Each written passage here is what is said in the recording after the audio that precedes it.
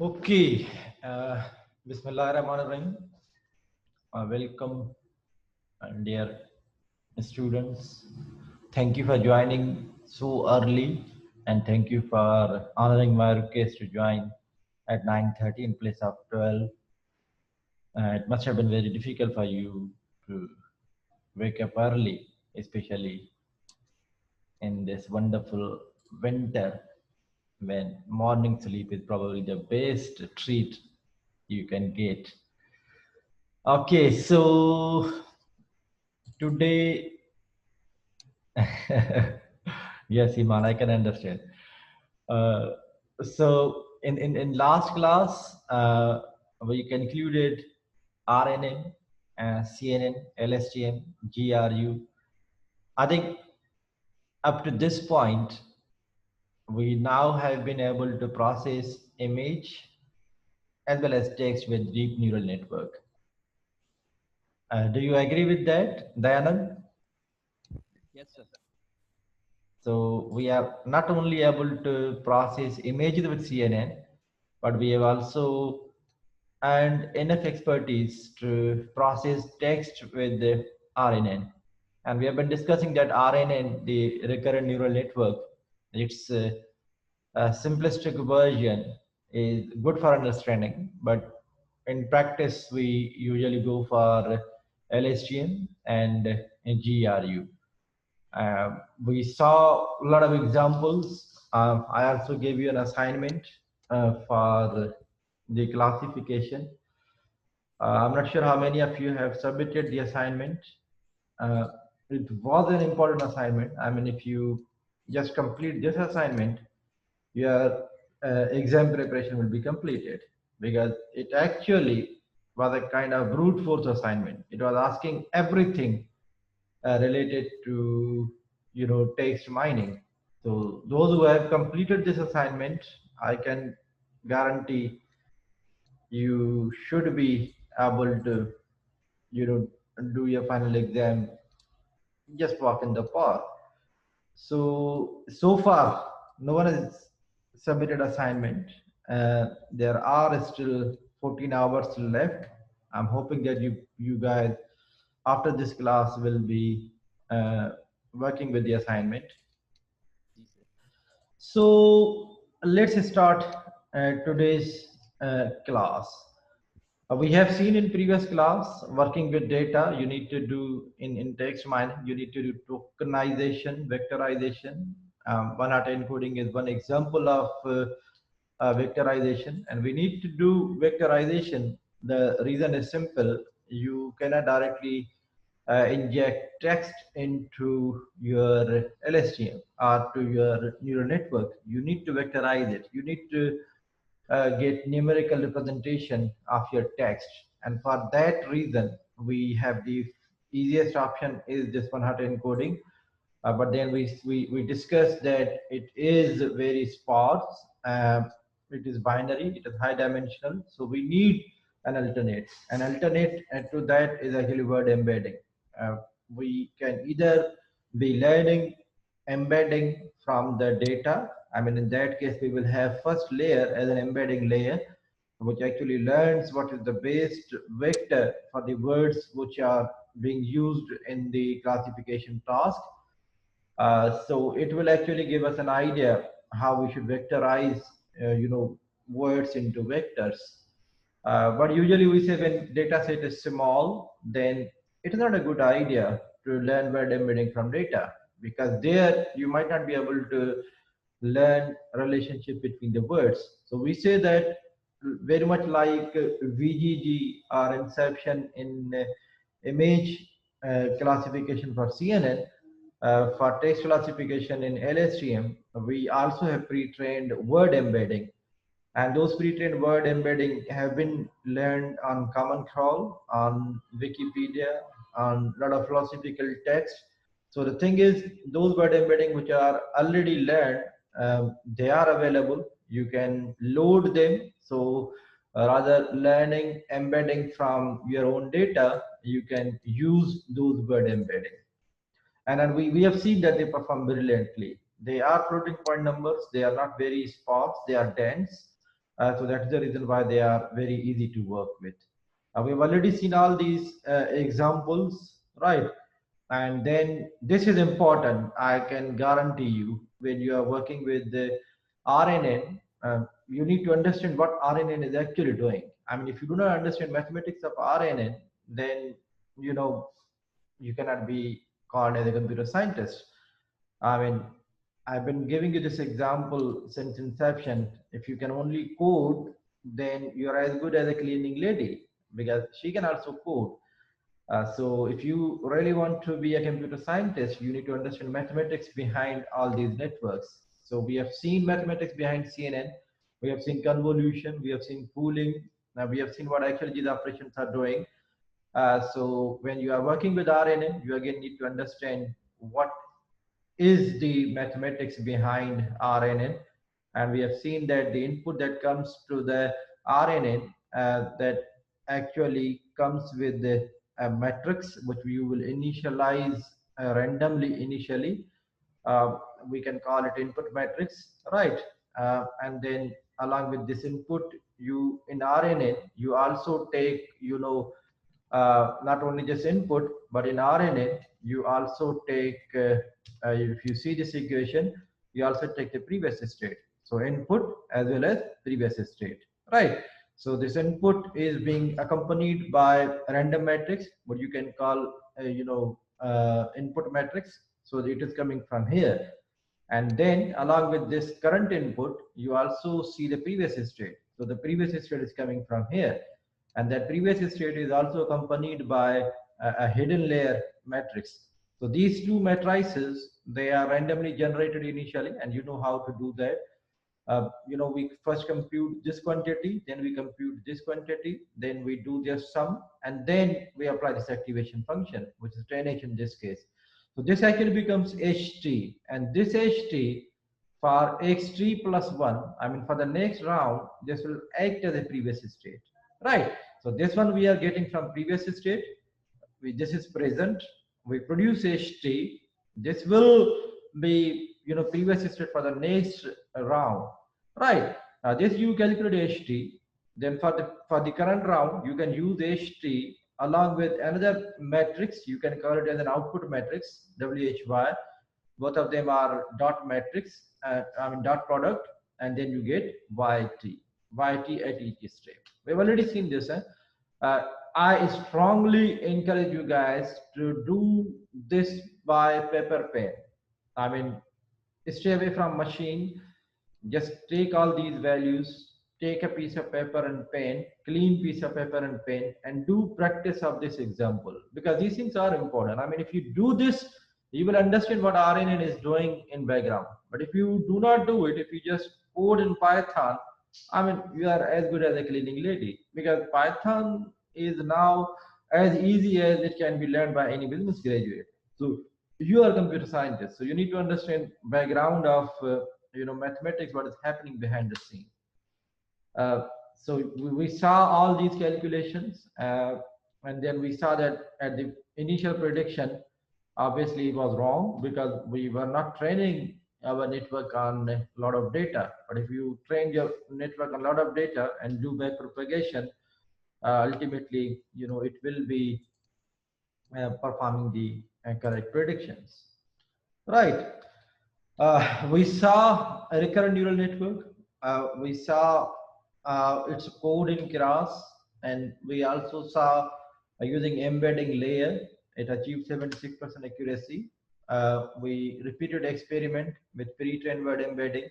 We reduced the sample size. The accuracy was around 56%. Right. We discussed the reason of this low performance, and we just continued it. All these examples we have already seen, right? And then we discussed that RNN in its original shape is not very good, so we need to customize it, and that customization is through this carry layer. You can see here this carry track is running in parallel to every output of the RNN. It's nothing, just an additional information. We say that when we are using RNN, when we reach in some after maybe hundreds of steps, might forget what we saw in past. So in order to change that information, they say you can additionally, along with the previous state, you can also send carry into each output. So you can see here this carry calculation. We also discussed that. Uh, then we saw how LSTM performs with IMDb. We saw how LSTM with pre-trained glove performs with the IMDb. Right. We have been exercising all these different combinations to see how text classification is performing.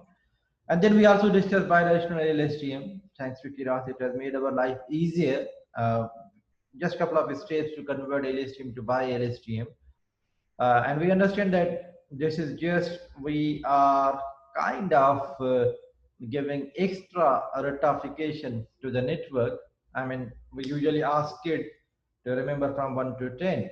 And then just to reinforce, we say also understand from reverse. So 10, 9, 8, 7, 6, 5, 4, 3, 2, 1. And when they can do both direction, their understanding about counting becomes very strengthened. So same is true with the LSTM. We tell LSTM that B comes after A and C come after B. But then if we also tell them B comes before C and A comes before B, it means that its understanding about relationship between A and B becomes further strengthened, and mathematically it earns a lot of additional knowledge which actually improves the performance. I mean, you cannot expect that this performance will be exponentially increased, but usually 2 to 3% performance improves when you do a transition from single direction LSTM to bidirectional LSTM. Right. Then we also discussed this beautiful concept. I mean, convolutional neural network. I've been telling you that convolutional neural network are good for image mining, but recently they have also been used in text mining, in text classification. And they need just one-dimensional filter. Unlike for image mining, we do a two-dimensional filter, but here because it is text, so we do single-dimensional filter. Right, and we have seen that it is much faster than LSTM. I mean, processing of CNN is probably 10 times faster than LSTM. We have seen this example. We saw that LSTM started ages before CNN, but CNN finished on time. So CNN, when you're processing text with CNN, you can see it as one of the options. I mean, you cannot expect CNN to beat LSTM, but it can beat LSTM at least on the processing side, on the speed side. And usually we do this combination. If you've got long sequences, you will say that those longer sequences should be processed by CNN to break them in short sequences. And when those sequences are shorter, you can send them to RNN.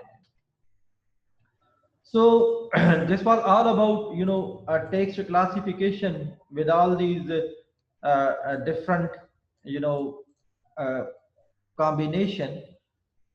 If you can complete this assignment on this BBC data set, if you apply all these 11 experiments, I can guarantee you that your text mining concept will be very clear. So I'm hoping that you should be able to do that. Some of you have been asking, you're unable to perform fast text. I can show you one example. I have recently applied fast text in one of my research papers. So that code I should have available on my drive.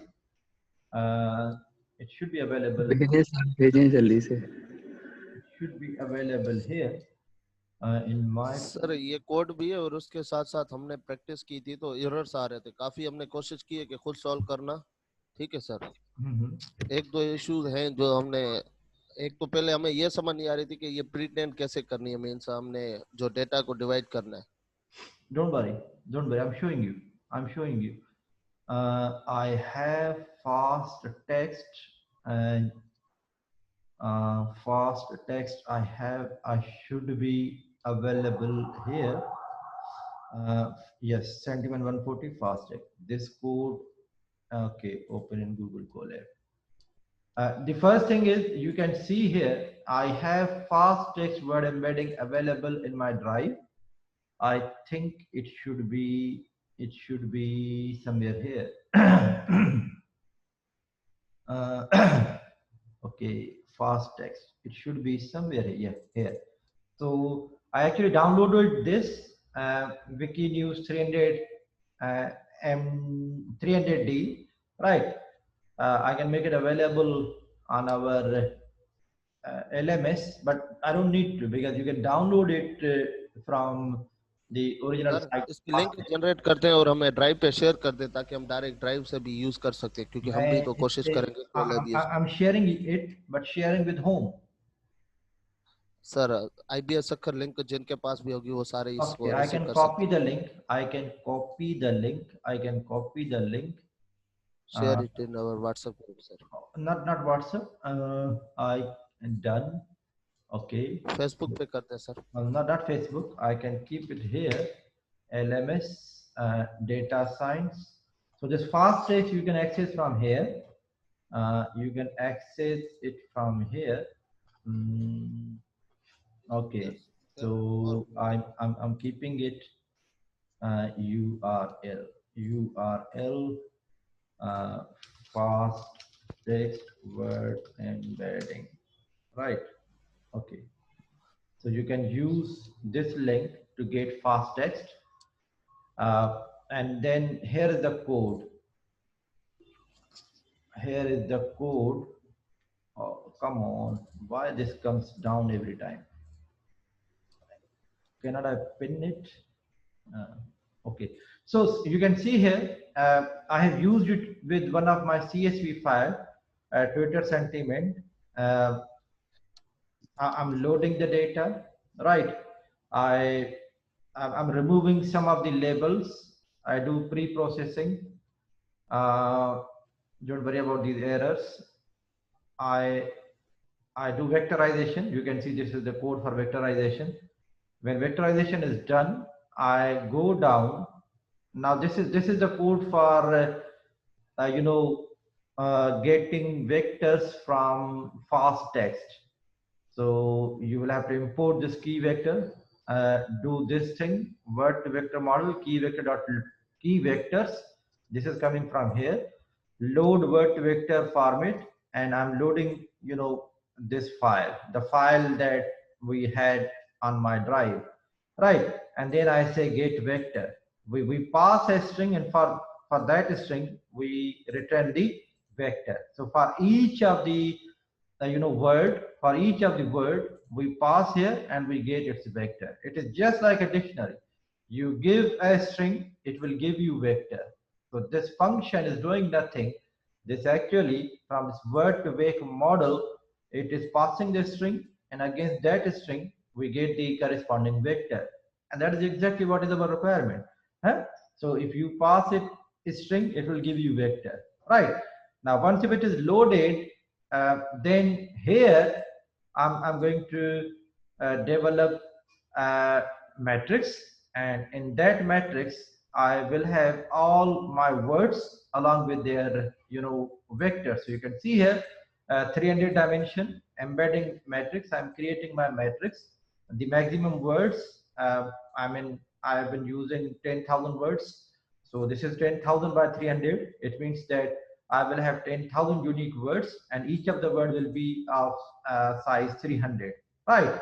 So I took inside the tokenizer word index, which will have all my words, right? I tokenize. I take one word at a time, right? This word index is actually coming from my tokenizer. I have already tokenized my all unique words here, right? I've already tokenized all my unique words here. So when these have been tokenized, I actually get one token at a time, and I do nothing. I just call get vector, passing it that word. It will give me corresponding embedding vector, and I'm doing nothing. I say embedding matrix at I'm writing this matrix. I'm writing this vector. That's all. So I'm actually creating a matrix. In that matrix, if I'm using 10,000 unique words, it will have 10,000 rows, and each of the row will be 300 column wide, and initially they all are 0, And later on, from my data, I get one word at a time, and I get its corresponding vector and keep it in that matrix. That's all. That's all. And then when you create your model, it can be any model. Here I'm using LSTM. You can see here, I say first I add an embedding layer.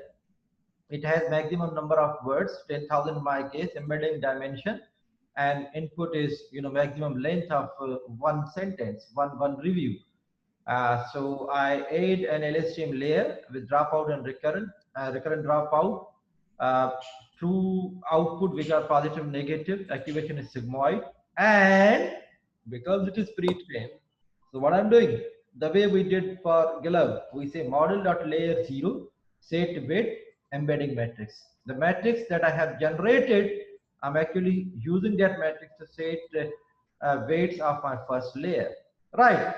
And then I'm also making it trainable. You should not make it trainable, but I'm making it trainable. Why? Because there is another story. This is different, task in the class I have given you in class, but you have to make trainable false, because if you make it true, then you are actually overwriting the vectors that you have already learned from fast text. So that's not a good idea to overwrite it.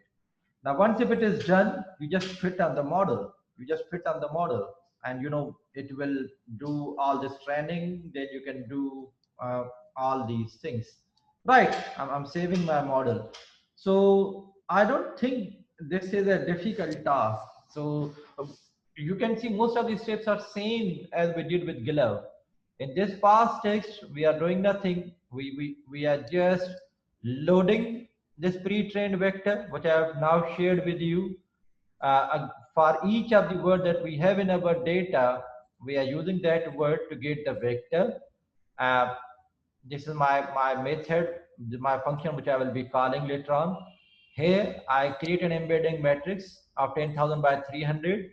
And against each word, I query that word to this function. It gives me vector, which I keep in my matrix. So when I finish this cell, my matrix is ready. So I'm using that matrix to set weights of my embedding layer.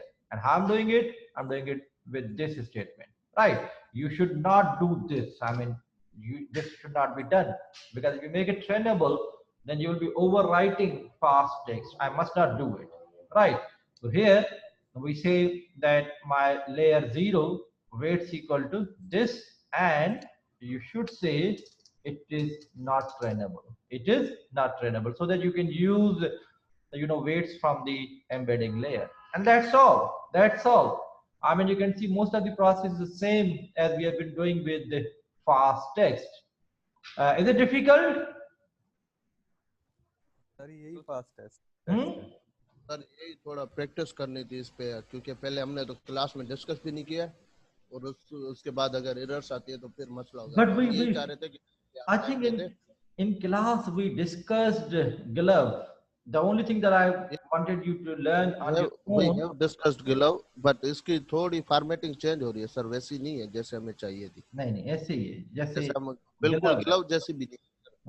Anyway, मैं आपसे ये भी share कर रहा हूँ, ये वाला code भी शेयर कर रहा हूँ, so that you can understand how you apply it. So again, a URL, fast text example. Remember, in this code, I'm not only using fast text.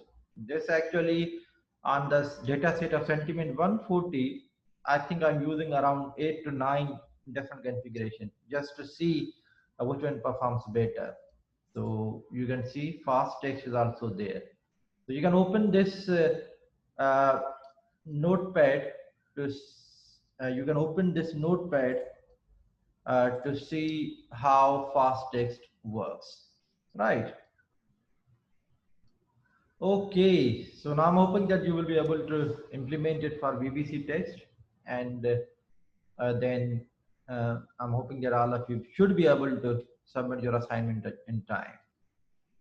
Okay, so that's all with the text classification. The today's topic is extremely exciting. I must say that If you understand this, then you should be able to do a lot of wonders in text processing. This is, generative deep learning. I mean, for ages, we thought that all this machine learning is for, classification, for clustering, a lot of other things which we now call, passive task. Passive task means that you get some data and you play with that data. But recently, I mean, from 2012, 2013, we started seeing that your models are not only there to perform classification or clustering or such type of other passive tasks, but they can also uh, be generating some contents. They can generate text, they can generate images, they can generate music, they can generate videos. I mean, the creative side of deep learning, the creative side of machine learning. Since ages, we have been dreaming that can we have a robot who can write a drama script? Can we have a robot who can write a movie script? Or a robot who can replace A.R. Rahman, to compose new music? Or a robot who can write beautiful articles? And believe me, that is no more a dream, because now it is reality. Now we are pretty much able to achieve all these tasks because we have recently seen the creative side of machine learning, the creative side of deep learning. Now we are pretty much able to generate text, we are able to generate videos, and we are able to generate music. And this is extremely a hot area these days. In my very first class, if you remember, I discussed this with you guys. If you remember, in my very first class, I showed you this, the uh, Guardian robo written article, uh, the Guardian's robo written articles. So if you see that, I mean, in the very first class, I showed you this thing. I showed you that this has been generated by a deep neural network model. This whole article, I mean, it has been written not by a human, but by a robot. So you can see this is as good as human. Some of these paragraphs, you can say, I'm grateful for this feedback. I'm always grateful for feedback, and I am always grateful for the fact that my writings are now being read outside of my own bubble. I do not often interact with people who do not share my beliefs, so I am unsure how this article will be received by people from different backgrounds. I mean, all these sentences are written by Robo. You can see it started from here. They actually gave a task to Robo to convince people that AI is not dangerous for humanity. So you can see how accurate it writes. I'm not a human, I'm a robot, a thinking robot. I use only 0.12% of my cognitive ability. I'm a micro robo in that respect. I know that my brain is not a feeling brain, but it is capable of making rational, logical decisions. I taught myself everything I know just by reading the internet. And now I can write this column. My brain is boiling with ideas. So you can see this whole text, which is extremely correct, logical. I mean, wow. This they did with GPT-3, but GPT-3 is a kind of an advancement in text generation. So today we'll see some basics of GPT, some basics of text generation with LSTM, and then if time permits, we will also see how GPT is working. Right. So when you're talking about the generative deep learning, it's all about, smart reply. I mean, you might have seen many chatbots all the time. People cannot be sitting on machine to answer queries, but if you properly train your LSTM model, it should be able to generate its replies. So there, if you ask a question, when is the deadline of submission of master's admission form at Sakhar IBA? And if you have trained your LSTM on Sakhar IBA website, it should be automatically extract answer from the IBA website and generate answer for the query, like the deadline for applying master program in Sakai is December 25, right? I mean, they can also write movie script, and recently there have been many movies in Hollywood, though they have not been full movies, but they have been, you know, short clips of 10, 20 minutes. The script for those was written by the, you know, robot, by the deep neural network, which actually generated that text. And they can also have human-like handwritten text generation. It is also possible, right? I mean, MNIST, we have already seen many times. So such type of digits can also be generated by deep neural network. And sequence generation, they can compose music, they can generate text, they can generate image, they can generate video. I mean, I also showed you this person does not exist. This person does not exist. This was the site we opened in our very first class. You know, this is actually a GAN, generative adversarial network, and you know, it has been trained on 1 billion faces, and those faces, because it has seen the latent space, how a human face looks like. So this GAN is now able to generate faces which are not real. I mean, believe me, this lady does not exist. This has been generated by a GAN. So you can see the generative side of deep learning is already doing wonders. I mean, this lady does not exist. This दुनिया lady, बड़ी है sir, कहीं ना कहीं होंगे ये. huh? दुनिया बड़ी है, कहीं ना कहीं ये मिल जाएंगे. Probability is only 0.000001, because, you know, lots of statistical possibilities. Nature की बात आ जाती है ना, वहाँ पे हम प्रोबेबिलिटी की कम बात करते हैं, क्योंकि नेचर तो फिर उसी के हाथ में. You can see, I mean, तो लेकिन ये तो apparently, कंप्यूटर जनरेटेड है ना. मालिक जड़ो भी कोठाई भी दो. हाँ, sorry, मालिक के पुत्र मालिक ही ठायो हुआ है, मालिक भी के खान थेंदो. So you can see all these faces. Computer न ठाया सके मतलब. No, never. हेड़ी शे अल्लाह साईं बि जेको सो हुनखे माना ठाहियो त वॾो उनखे बि फ़ख़ुरु हूंदो त मूं मालिक खे ठाहियो, त ईअं कीअं हूंदो जेको सो ही मशीन हिनखे कान ठाहे सघंदी. Anyway, now let us see. Today's focus is fully on generating text. Let's see how text is generated. Just a small tweak. I mean, just see how easy it is to generate text from LSTM. See here, we say that a language model, it is nothing. It is just a trained LSTM.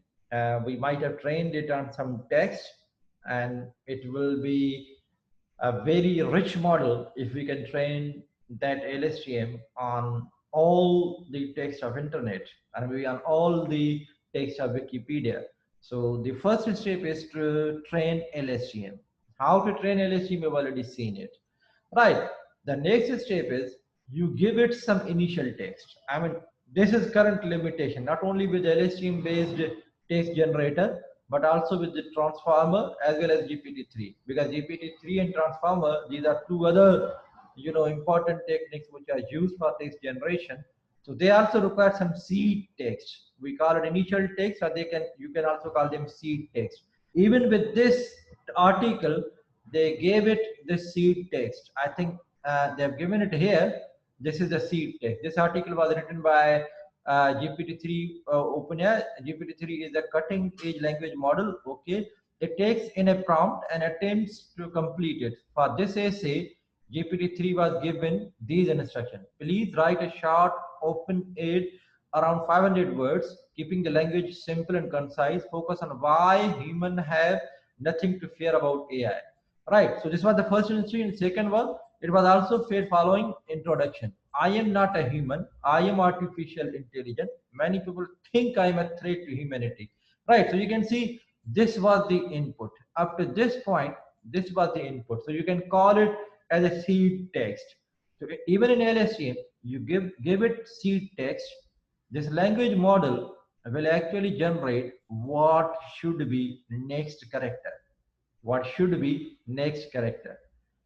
If you remember, I gave you an example that in LSTM or in RNN, they actually can predict what should be next character, right? So here, when it sees that the cat sat on the M, now from the language model, which has already been trained on a lot of text, we are asking what should be next character. It will give us probabilities. It will give us probabilities. So this will be the probability of the character which has got highest probability, right? Now, if we stop here, then the issue will be all the time language model might be generating text which it has already seen. I mean, all the time, if you give it the cat sat on the M, it might be generating same character which has got the highest probability in the training data, and that might not be very much creative. For example, see here. If I open this, a simpler example, see here. If I'm writing here, I have a cat and she loved drinking M. Right now, when I give this sequence at the input, and if I ask my model what should be the character after M, Darren, what do you think? What the character should be predicted? I. Sorry? I. Right. The reason is simple. I mean, my model might have seen, millions of times that cat loves milk. So when it sees M, it should be giving me I. But we say, if we stop here, then creativity will not be there. All the time, model might be giving us same text as we have given it, and we do not want that. We just want that model should be creative. It should give us something which is mostly unexpected. I mean, how about if A.R. Rahman all the time composes same music? I mean, it gave one hit movie in Tal movie, it gave the music, and now every time he's doing nothing, just repeating same composition. If that happens, creativity is no more there. So we want that our model should have some creativity. That is the reason why we introduce here randomization. We introduce here a sampling strategy. So we say that, okay, you got these probabilities, but play with these probabilities. Maybe up some probabilities, down some other values. Give us something which is new. Give us something which is creative. So after the sampling strategy, we get a character, and that character is concatenated with the input, and we give this to the model, get next character, again concatenate, give to the model. So this process continues as long as you want. For example, with this example, they said that generate at least 500 words. Generate at least 500 words, right? So this process will continue. I mean, generating a character and then concatenating, generating a character and concatenating. This process will continue as long as you want, as long as you finish generating the required number of characters, right? So if in this case, if you want just 100 characters, so this process will end after 100 characters, right? So the most important thing is, I mean, this part you have already seen, the language model, which is nothing just an LSTM. You give it a sequence, and from that sequence, watching to that sequence, it will tell you what is the most probable character after this sequence. Given this sequence, what is the most probable next character? But we say we will not stop here. If we stop here, there will not be creativity, because it will all the time be giving a same sequence which it has seen in the past. We want some creativity. So that creativity is actually induced by having a sampling strategy. And that sampling strategy is nothing, just randomize these probabilities. So maybe these probabilities were initially like these, we jumbled them, and then we saw these probabilities. So maybe the next character that we are generating is now not the character you have always seen, but maybe some new character that is very least probable, right? So how this randomization is done? It is just by this. So we have just one function. We get original distribution, original probabilities of the character. We have got some temperature value. This factor is important. Higher the temperature, higher the randomization. Lower the temperature, lower the randomization. You know what temperature is doing? You can see here, we take this distribution, right? We take log of each value from this distribution and divide it by temperature. Divided by temperature.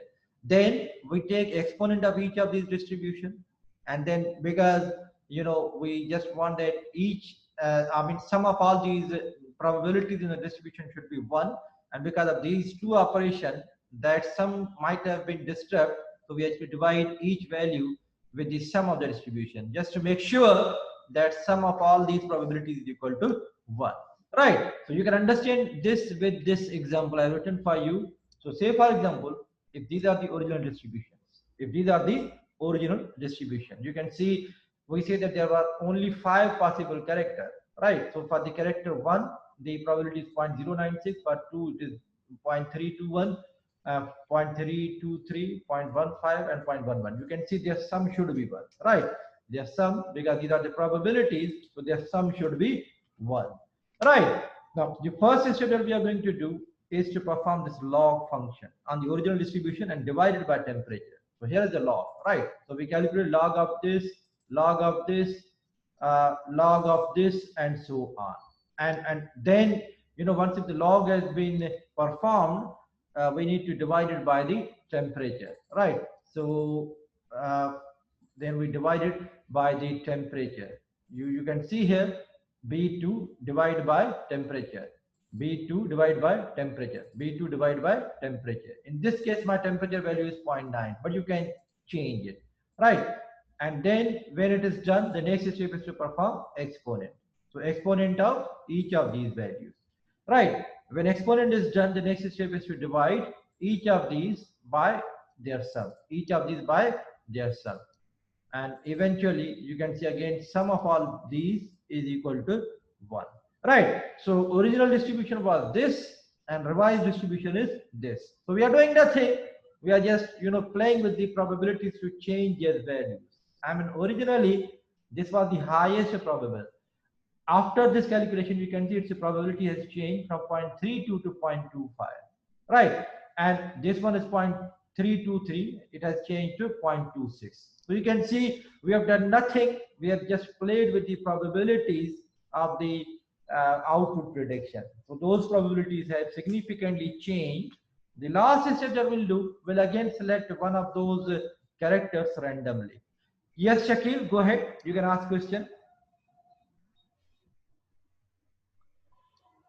Shakil, go ahead. Unmute your mic and ask the question. You are raising your hand. Yes, sir. Oh, आवाज आ रही है, sir? You will have to come a bit closer to the mic. अब sir आवाज आ रही है? Yes, perfect. Go ahead. तो sir actually मेरा सवाल ये था कि आप जो है ना, क्योंकि जो प्रोबेबिलिटीज है, ओरिजिनल प्रोबेबिलिटीज, उसमें जो हमारे पास हायर प्रोबेबिलिटी है वो मतलब ज्यादा एक्यूरेट है, मतलब जो नेक्स्ट प्रोबेबल वैल्यू होगा जिसकी प्रोबेबिलिटी बहुत हाई है तो वो बहुत ही एक्यूरेट होगा. तो अगर हम उसको मतलब टेम्परेचर के हिसाब से उसको रिकैलकुलेट कर रहे हैं और थोड़ा मैनिपुलेट कर रहे हैं प्रोबेबिलिटीज को, तो इससे हमारी एक्यूरेसी पे फर्क पड़ सकता है सर. सर हमारी एक्यूरेसी लो हो सकती है. See here, Shakil, this is a different problem. When we had classification, then we cared about accuracy, but now we are not doing classification, so accuracy is not even in discussion. Here accuracy will not be discussed because we are not doing classification, we are doing text generation. So what we actually want, we say that when we generate text, the text should have some creativity. If we end up here, always, because model, say for example, if model has been trained on Wikipedia text, so on Wikipedia, maybe after M, the most probable character is I. So it will always be generating I. So no matter how many times you ask the model to generate new text, it will always be generating same text because the probabilities will not change. I have taken all the Wikipedia text and my language model is based on all Wikipedia text. Now every time when I say what should come after n, model will say I. I again ask what should come after n, it says I. And why it says I? Because it has seen that after n, I comes more frequently, most frequently than any other character. And if that is very much predictable, then you can understand that there will be no newness, there will be no creativity, and we do not want that to happen, because we know that in order to generate new text, we need to have some newness, we need to have some, unpredictableness, some, things which we might not have seen in the past. I mean, I gave you example of A.R. Rahman's composition. If he all the time generates same composition, if he all the time generates same tune, then people will start hating him. They'll say this is redundancy. You are repeating same thing that you have done in your past. So creativity needs newness, and that newness we are bringing to this model by the sampling strategy. And the sampling strategy is nothing. It is just this simple algorithm. You take some probabilities, disturb them. This probability was extremely low, but now you can see it is a bit higher. This probability was, some value, it is now a different value. Some value, now a different value. So you can see we are doing nothing. We are just disturbing probabilities. If you disturb these probabilities, then what should come after M, you are not sure because you are doing randomization. So you are not sure that what should come after M. But if you do not do this sampling, you know what comes after M. And if you always know, you will never be generating new text. So if you want to generate new text, if you want to have some innovation, then you need to introduce randomization. Yes, Clear, sir. Shakil? Yes, sir. We are much more concerned about the newness and generation of different. Exactly. So you can see here, if the temperature value is too low, will be very much predictable. I mean, these are probably the original probabilities. Right? This might be probability of I after M. So this will always be highest probability. If you increase temperature, you are disturbing probability. If you increase temperature, you are disturbing it more. If you increase temperature, you can see you are disturbing it even more. So higher the temperature value, higher will be the disturbance in the probabilities. So you can see when temperature value is 1, this has reduced to this value, and the one which was not existing here, it has now increased. So it is just that we want to increase probabilities of those words which are improbable, which model might not have seen in past. Right. Okay. So that's all. I mean, mathematically, that's all. Just one small tweak in LSTM, and you can use LSTM not only for classification, but also for text generation. Now, let us see how we implement it. We will be training our LSTM on Nietzsche. Nietzsche was a philosopher. We'll be training our model on Nietzsche text, and then see if it can write some philosophical text. Nietzsche was actually a German philosopher. I think he was born in 1844 and he died in 1900. He wrote some fantastic, philosophy. His main area was, to just wake up people from, a lot of old religious Christianity thought. He was cursed for that. I mean, churches did not like his method of advocating people against religion. Nevertheless, he actually came up with some new ideas. That is the reason why a group of people cursed him, but many also liked him. Here are two of his important sayings. He says, that which does not kill us makes us stronger. I mean, whatever problem you are facing, if they are not killing you, they are actually there to make you strong.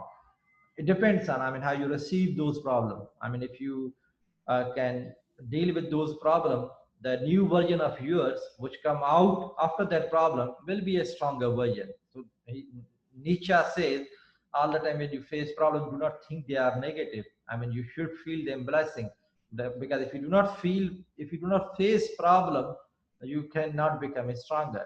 I mean, this discussion he has made in book Bertrand Russell. I'm not sure how many of you know that great guy who actually wrote the history of Western philosophy. In history of Western philosophy, he has given one chapter to Nietzsche, and if you read that with Rousseau, these two, if you only read these two chapters, you will you know perceive many new things. Another saying he says, to live is to suffer, to survive is to find some meaning in the suffering. You can see he's the kind of guy who loves pain. He says, if you cannot love pain, you cannot be stronger. So today, what we are going to do, we are going to train our model on one of his novel, on one of Nietzsche novel. It's available, its text is available on Amazon. Its text is available on Amazon. This is the text. So we will be training our model. We'll be training our model on this text. So you can see this is the text which is available on Amazon. It's the text from a Nietzsche novel. So we will be training our model on this text. Now you have to be with me on that. You need to understand. You need to understand what is training data for the model. The training data for the model is a 60 character sequence. That is the input. And what is the output? The 61st character. So what we will be doing, to this whole text, we will be breaking in sequence of 60 character. So say for example, this is first character, this is second, this is third, this is fourth, this is fifth, 6, 7, 8, 9, 10, 11, 12. Suppose up to this point, these are 60 characters. So this is the input, this is the first instance in our training data. Now, what is the output for that? The output for this sequence is H. The output is H, right? Okay, so this is our first instance. The first instance, if you understand, we have input and output. So X is the sequence, a sequence of 60 characters. So say for example, up to this point, these are 60 characters. Now if this is the input, what should be output? We say output should be H, right? Because after this whole sequence, when this sequence is at the input, the model should predict H, right? So this is the first sequence. Then we move 3 characters in advance. So we leave P, R, E, and we start from here, right? So we formulate another sequence. So say for example, if these are 60 characters, now for this input sequence, what should be output, Shadib?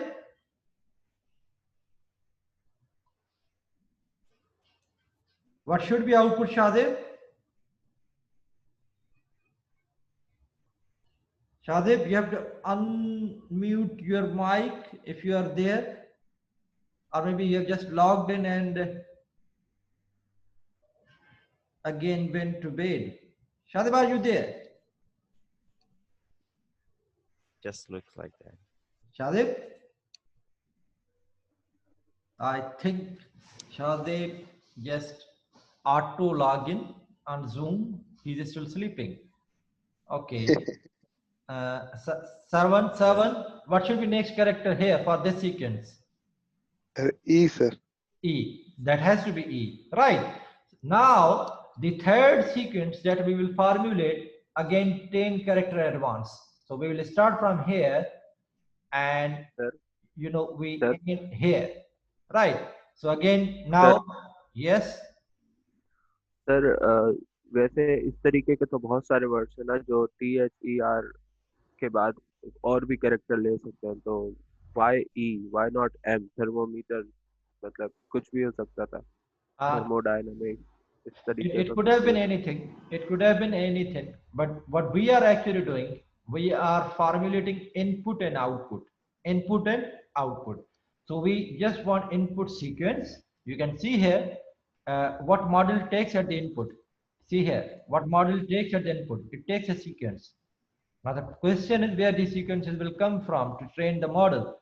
These sequences we will take from the text, right? So depending on the size of the size of the sequence can be 3, can be 5, can be 10, whatever you want, right? But in this example, we will consider a sequence of 60. Just for our understanding purpose, say for example, see here, I'm going to do it manually just to make sure you understand it properly. See here, what I'm saying, I'm making a training data, X and Y. Now, when you see a text generator, in order to train the model, you need to train it on what is the next character if the sequence is given. If the sequence is given. So say for example, just to make it easy, we say our sequence size is 5. Our sequence size is 5. Right. Now when you see this text, the sequence size is 5. It means 1 character, 2 character, 3 character, 4 character, and 5 character. So this is our first sequence. This is our first sequence. We will extract it from the text. This is our first sequence. Now question is, when you see this sequence in the training data, what is the next character? It is C. So the next character is C. Right. Now you want to take all possible sequences from this data. If your sequence size is 5, you want to take all possible sequences. And you also need step. I mean, how many steps you are moving forward. So if your sequence size is 5, it's an arbitrary value. You can take any value. I say I will step by 2. It means that you started from here. Now you will start it 2 characters in advance. So means 1 and 2. You leave these and you come here. So again 1, 2, 3, 4, 5. Right. So this is the next sequence. This is the next sequence. Now the question is, what is the next character after this sequence? It is a space. It is space. Right. So after E, F, A, C, E, in training data, the next character is space. Right. Now the next step is you step by 2 characters. So we were E, F, A, C, E, E, F, A, C, E. We step by 2 characters. So now we ignore E and F. We start from here. 1, 2, 3. Fourth is space and fifth is S. So this is my next sequence. A, C, E space S. A, C, E space S. This is my next sequence. Now, what should be next character here? It is U. It is U. Right. The next sequence is you start from ASC. You again, step by 2. It means that next sequence will start from here. So E space S U P and P. Right. So these are my new 5 character sequence. Or rather just one P. This one. So you can see E space S U P. E space S U P. And what is the next character? It is P. Right. And then again, shifting by 2 characters. So E and S. I take shift from these two and start from SUP. So 1, 2, 3, 4, 5. So this is my next sequence. And what is my next character? It is S. The next character in the sequence is S. Right. And again, I start from SU double PO. So I'm skipping SU and then starting from 1, 2, 3, 4, 5. Right. So you can see I copy this here, and the next character in this case is N. Right. The next character in this case is N. And sir, our class में हम आपको call करें. Okay, thanks. You can see here double POSI, and then we predicted N.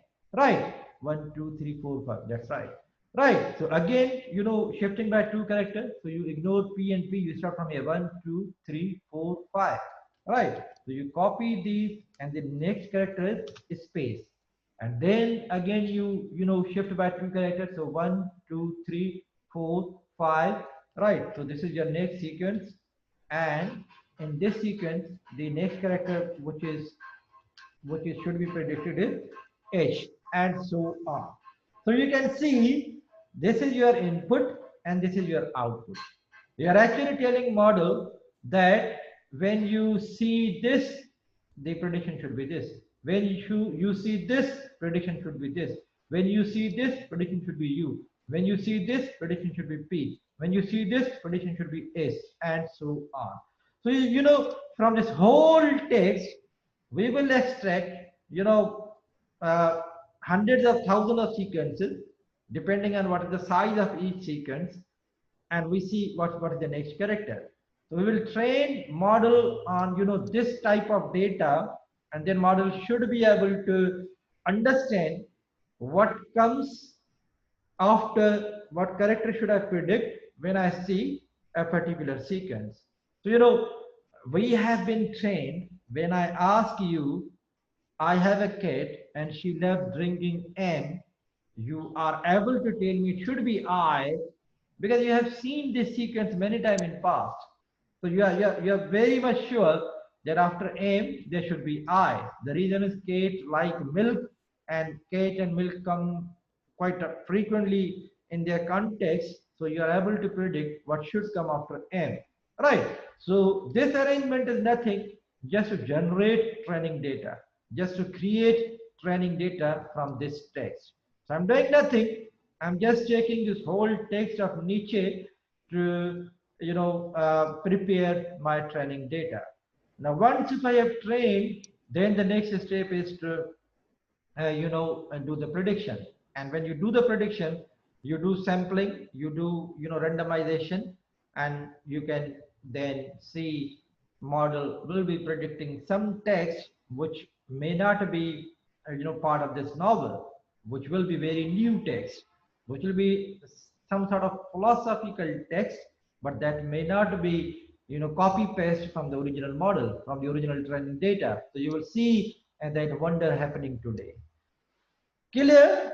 Are you clear how we will develop training data? Any question up to this point? Any question up to this point? Malik, are you clear? जी sir clear हूं मैं. Okay. Syed Gulaman, are you clear? Hello, sir. Are Sir, sorry, I have joined it recently. Okay. I have joined the class recently. Okay. So you will see the recording. Sarwan, how about you? Yes, sir. Anas? Yes, sir. Okay. Ali, how about you? Yes, sir. Clear? Yes, sir. Okay. Shazib, are you there? Shazib is still sleeping. Sir, I am here. Shazib, your mic is very far. Sir, I am audible now. Yeah, you are audible. Are you clear? Yes, sir. Yes, sir. Okay. Great. Excellent. So let's see it happening. So the first step is we will have to load just Nietzsche. You call it Nietzsche because it's a German name, so its spelling is very difficult, but it will be called Nietzsche. So by using Keras utilities, we get a file which is this one, and we provide the URL. You have already seen on this URL, this whole text is available. We load this, right? We open and convert all these characters to lowercase, right? And the length of this corpus is actually total number of characters, which is more than 600,000, So for this example, the sequence length will be 60, right? The maximum length of the sequence will be 60. So here just for your understanding, I kept it 5 so that you can understand. But in this example, the length of the sequence will be 60. And step is 3. The step, as I have already explained it to you, in this case the step was true, but here the step will be 3. So in this text, we will start from here, right? Maybe up to this is the 60 character, up to this are the 60 character, and then we actually step by 3. We step by 3. Satana? Okay. So here you can see this will be step by 3. It means that it will be here, right? And the third sequence will start from here, and so on. So we are every time stepping by 3. So all the sequences that will extract, they will be kept here, and their corresponding next character will be kept here. So you can see for our LSTM, this will be X and this will be Y. Wow! I mean, see how smartly we are generating X and Y from this text. So all the X's are the sequences we are generating. Each of the sequence will be of size 60. We step by 3 and then we generate another sequence. And every time when we generate a sequence, we see what the next character, and that comes here. And we are doing all this just by for I in the range of 0 to length of the text, which is more than 600,000. And you know that minus maximum length, because when you reach here, I mean, when you reach up to this point, maybe you say that at least 60 characters should be there. So you will stop probably here, because if you from here step by 3, you will reach here, you will not have 60 characters. So that is the reason why we are ending this process 60 character in advance, 60 character before end of the document. And we say every time step by 3, right?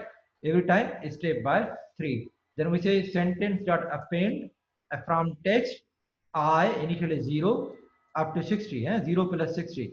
So we say the first sequence is from 0 plus 60, right? And the next character is I plus maximum length. So this will be 0 from 0 to 59 and the 60th character, right? So 0 to 59 is your input and 60th character is your output.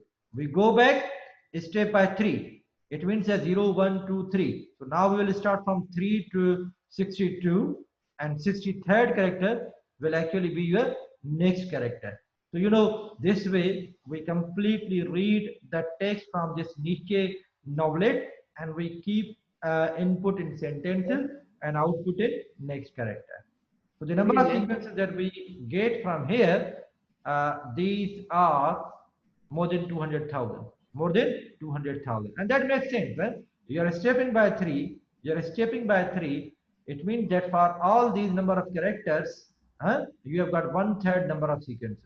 1/3 number of sequences. You can see we now have got 200,000 instances for our input. So we have got 200,000 sequences on which we will be training our model. Right. So you can see when I print my first sequence, it is face, space, and hold this thing. Right. This is first.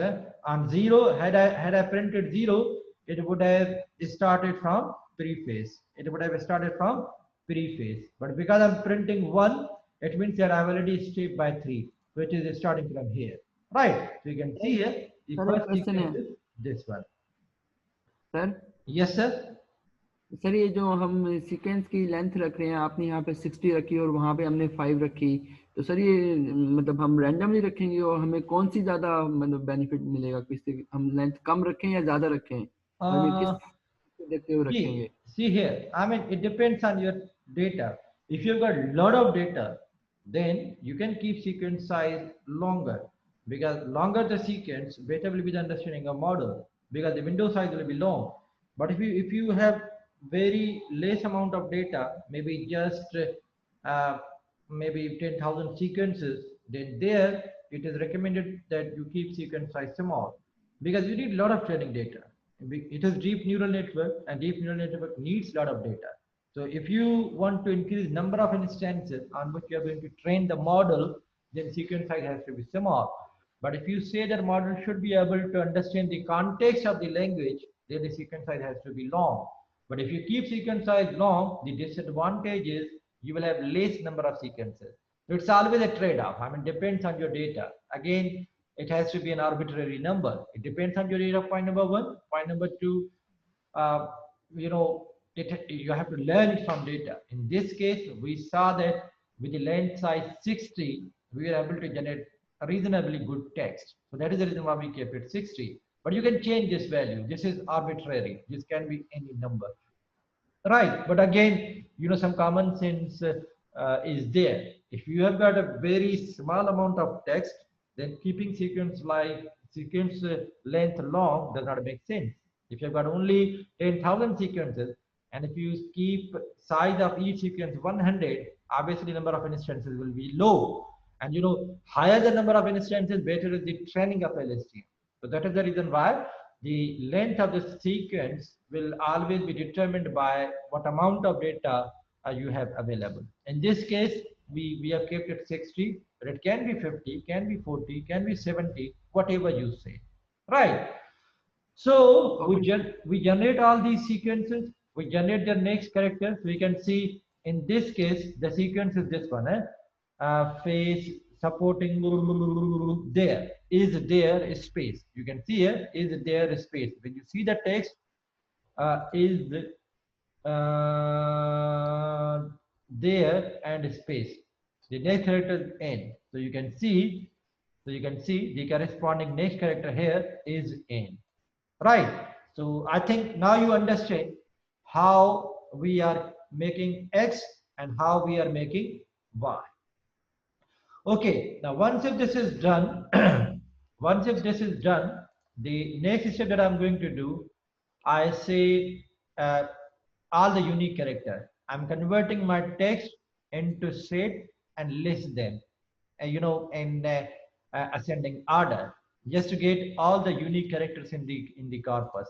You need to understand that output of the LSTM is probabilities.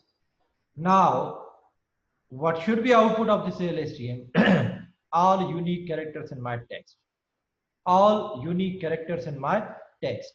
Right. So first I need to see what are the unique characters in my text. So I just convert them in set. You know, set means unique values.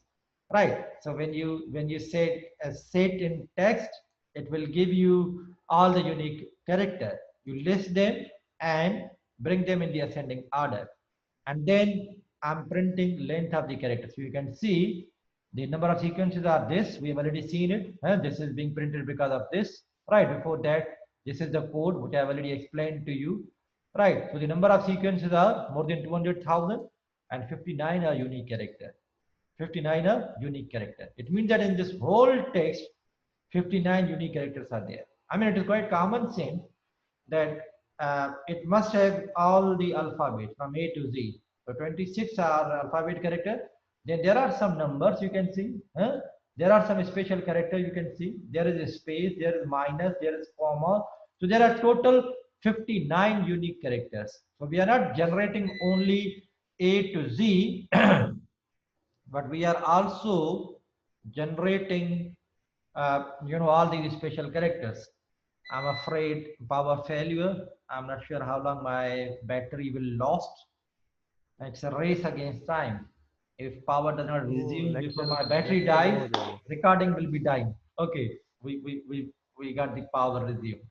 Okay, so all these are the unique characters in my text, right? And these are the sequences we have generated from the text. Then when I print sentence at 10, this is the sentence, right? Now, the next step is, once if you have done, we have seen all the unique characters. The next step is, I'm going to give each character integer number. So for that reason, I do nothing. I just create a dictionary. In dictionary, the key is character and value is index of the character.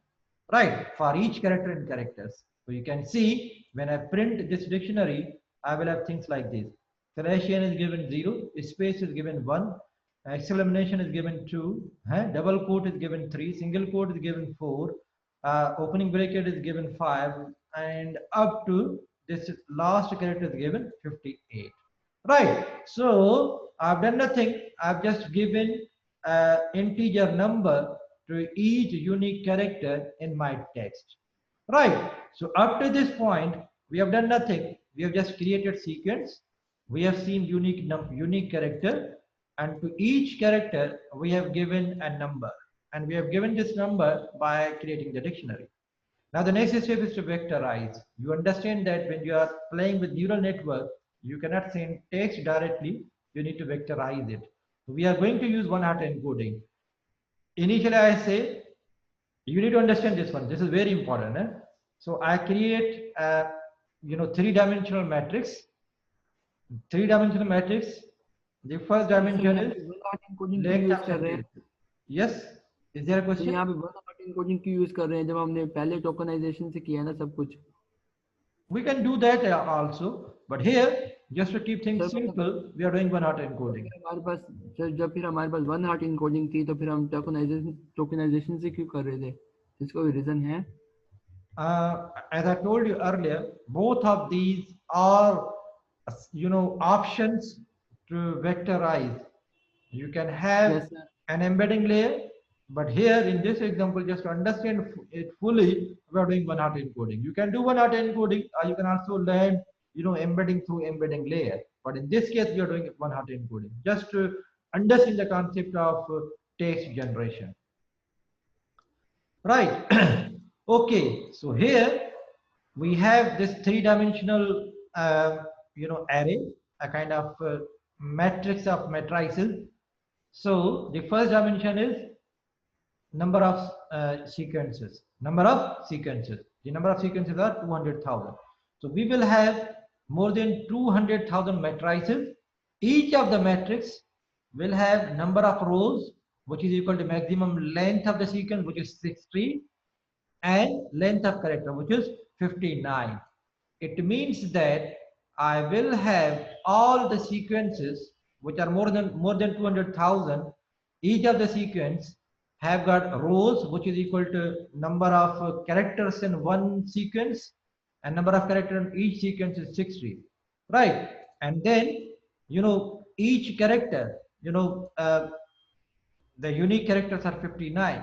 The unique characters are 59. It means that the number of columns for this will be 59, right? So it will be something like this. If you see, if I can make sense of it, it is a matrix of matrices, right? It's a matrix of matrices. It's a matrix of matrices. So the first this is first, and then this is second, this is third, this is fourth, and so on, right? So the total matrices will be, we start from 0, right? This is, say for example, 0, this is 1, and we continue up to, this will be 200,000. You can see 200,000, 280, 281, 280, because we have started from 0, right? And each of these matrices is actually representing a sequence. Now your sequence is actually, what is your sequence? Your sequence dimension is maximum length, which is 60. It means that row 0, row 0, then row 1, then row 2, up to row 59, right? And each of these rows will be 59 character column, right? So it will be first column, right? First column, then second column, then third column, then fourth column, up to this will be 59th column, right? So this is your first row, and each of the row will be like this, right? And then you will have here the second row, then third row, then fifth row, and so on, right? So you need to understand this three-dimensional array. It's actually matrix of matrices. It's a matrix where there are more than 200,000 matrices, and each of the matrix is actually 60 row and 59 column. Each of the matrix is representing one sequence, right? So say for example, and what we are doing in each of these, this is your X, this is your Y. Your Y is actually length of the sequence, It means that this matrix is actually two-dimensional matrix. It is not a matrix of matrices, rather it is actually a matrix of vectors. So it has more than 200,000 rows, and the column are equal to number of unique characters, because this will be representing y, right? So we are doing nothing. We say for I and sentence, enumerate all the sentences. We take one sentence at a time. In this sentence, we enumerate to take character. We take character. And here we say x at I, it means for sequence 0. At t, it means for character 3, initially 0. Character indexes, and we take the character, we turn that equal to 1. We turn that equal to 1. So say for example, if I'm printing sequence number 10, right? This is my sequence number 10. Say for example, this is my sequence number 10. Now the question is, what do we have at the first location of 10th sequence? Now the first location of 10th sequence is actually character S. Is actually character S. Now each of the sequence, each of the row is actually 59 character long. This is 59 because we've got unique 59 character. You can see 1, 2, 3, 4, 5, 6, 7, 8, 9, 10, 11, 12, 24, 36, 48, 49, 50, 51, 52, 53, 54, 55, 56, 57, 58, 59. You can see actually each of these bit is representing one character, right? So when I say the first, the second character of 10th line, the second character of 10th sequence, when you display the 10th sequence, it is actually this one. And its second character, I believe, is I, because the first character is space, the second character is I. Now, what is the index for I? The index for E, F, G, H, I is 35. It means that 35th bit would have been turned 1. 35th. Huh? So you can see these are 12. This become 24. I mean, this is 11 because we start from 0. We start from 0. So this is 0. After this is 11. 11, 23, and this one is 35th. So you can see 35th is turned true. 35th is turned 1. Right. Similarly, if I say 10 at 2, then 10 at 2 is actually S. Then this would have been 0 and this would have been turned true. So you can see each of the character is being represented by this 59 ones and zeros, trues and falses, and the only character which is being appeared at that position is turned true. Everything else is false. So each of your sequence is actually represented by matrices of matrix of these matrices, right? And if you see the y is actually nothing, y at I and character index, we get the next character and we turn that 1. So if after this sequence, say for example, appears h, then we actually turn the index of h equal to 1, everything else is equal to 0. So we have actually done this one hot encoding, this vectorization, so that our LSTM can accept x's and it accept y. Right? Believe me, you will not understand this if I cover it only once. You need to do it with paper pencil. You need to make sense of it. I have made sense of it by visualizing it, by doing it with paper pencil. So I strongly recommend you actually do maybe a couple of passes of this to understand what is happening in this loop. It's actually nothing. We are preparing x and y. And when we are preparing x and y, we are doing nothing. We just turn the corresponding bits to 1, which are actually appearing in the text. Yes, Shakil, go ahead.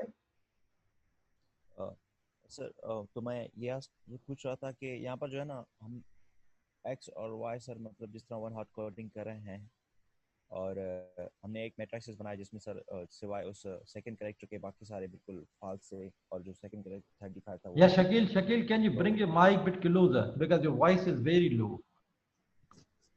Sir मैं sir ये पूछ रहा था कि यहाँ पर जो हम वन हॉट कोडिंग कर रहे हैं और जो हमने i के इंडेक्स को हमने 35 जो i हमारा इंडेक्स नंबर था और उसको हमने ट्रू किया और एक हमने मैट्रिक्स बनाया 1 आउट कोडिंग जो मतलब एक्चुअली वही है। तो ये हम कर रहे हैं मैक्स लेंथ जो कि 60 की है, तो ये स्पेसिफिक है 60 पर। तो हम ये जो मैक्स लेंथ है इसको हम वेरिएट कर सकते हैं ना, मतलब We can do LSTM में तो that. ये सब We can do zero that. से sir We can do that. We can change this, right? And this value, unique number of characters, it will come from your data. In my case, it is 59 because in this novel, there were 59 unique characters. But in your case, it might be different. If you are training it on Wikipedia, it might have, you know, more than 59 unique characters. And the length of this sequence, it can be any length. I have already told you the trade-off.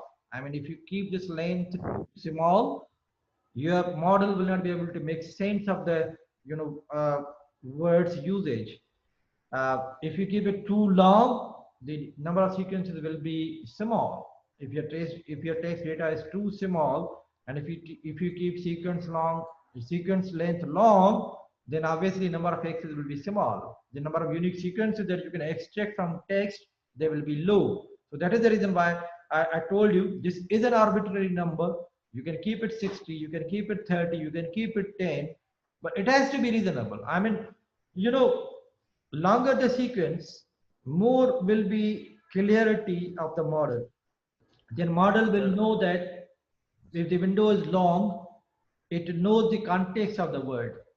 But if the sequence length is small, it means the context window is small, and when context window is small, the model will not be able to see which words are accompanied more frequently.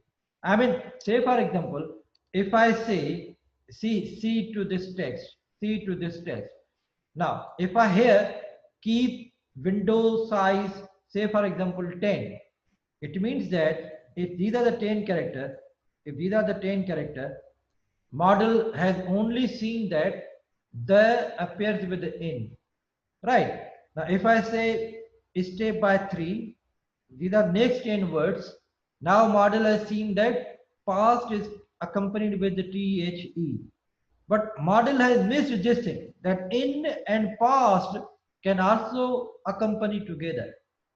So if you keep the length size longer, then window size is bigger, it means that model is able to see which words are appearing together. If your, say for example, window size is just long, then model will make sense of a lot of text. Model knows that living can be used with the in, past can be used with the my, been, like come together, staff did not provide come with staff come with artificial, huh? I mean, artificial intelligence, if your length size is only 5, say for example this, then your model will never be able to see that artificial intelligence are the two words which are very frequently appearing together. Because if your length size is only 5, say for example, just these 5 characters, you stop here, and then another 5 character, maybe these, right? And then another 5 character, maybe these, right? So you can see artificial intelligence never appeared together because your length size was small. But if your length size is long, say for example, this is the length size of your sequence, then model will make sense that, oh, artificial and intelligence, they must be related words, because it might have then seen these two words occurring very frequently together. So, you know, if you want that model should make sense of these high level features, then sequence length has to be long. But the problem is, if you keep sequence length long and if your data is too small, the number of x's will be low. Clear? Sir, yes, Shakil? Yes, sir. But actually, we have learned another concept called n-grams, sir, in previous classes. So, n-grams will be something to change the max size dynamically, means accordingly. You're right. You're right. I mean, yes, this concept is exactly n-gram. This concept is exactly n-gram. Bigger the sequence size, higher will be the n value. And we say that higher the n value, bigger the window. Bigger the window, better will be understanding of the model. Model will make sense of the words like artificial and intelligence. Then it will come to know that there is a relationship between these two words, artificial and intelligent. But if we Intelligent. say the n-gram where n equal to 1, then model will always see artificial and intelligence, two independent words, because model might have never seen these two words appearing together, and we do not want that. We want that model should make sense of these two words. So you have very nicely connected this concept with n-gram. So bigger the size of the sequence, higher will be value of n, and higher the value of n, better will be the establishment of relationship between words. I mean, you and me, we have learned a link between milk and Kate, because it is not that we have seen Kate drinking milk many times. I mean, in our context, we are very, cruel people. We become all mammals. Have you ever given one bowl of milk to any Kate? I have never given. I mean, we think it is waste of milk, but we have read it a lot. I mean, we have just read in the text that Kate like milk. Huh? I mean, sometimes Kate becomes smarter. They can even open your fridge and take your share of milk. I mean, these Kates are also very unethical. I'm not sure in waste Kates are doing it, because there they are fed milk voluntarily. In our context, they open the fridge and then they can take it. But I mean, we have not seen it, but we have made sense of this milk and Kate, because milk and Kate, these two words have appeared together too many times in our study. So that is the reason why we know that there is a relationship between milk and Kate. Right. So similarly here, if you increase window size, the relationship among words will be very apparent, will be very clear on the model. But if you increase window size, you also know the disadvantage. The disadvantage is number of sequences will be low. Number of sequences will be low. For example, in this case, we generated 200,000 sequences when the text size was 60. But if I make it 120, then obviously number of sequences will be 100,000. 100,000. Right. So you need to understand the trade-off between selecting this maximum length. Right. I think a lot of quality discussion on that. We move now further. We have now prepared our data. Our X's are ready and our Y are ready, and they have also been vectorized. How we have vectorized them, you have already seen it, and you know why we vectorize. If we do not vectorize, we cannot send it to deep neural network. Right. Now let's build the network. Here, Keras, we are creating a sequential network. Create LSTM. 128 is its output. Input shape is equal to, we are sending one sequence at a time. We are sending one sequence at a time. So when you see this Excel document, I will send this in vectorized form and will give it this output. I will send this sequence, will give this output. I will give this sequence, will give this output. I'll give this sequence and will give this output. Right. So we say that we are creating our model. To that model, we give one sequence at a time. And our sequence is actually being represented by a matrix of 60 by 59. A matrix of 50 by 69. Right. So this is our input. The output from the LSTM is 128. And then we feed that to the output layer, and to output layer, the output of my output layer is number of characters, which means 59. So the output of this layer is 59.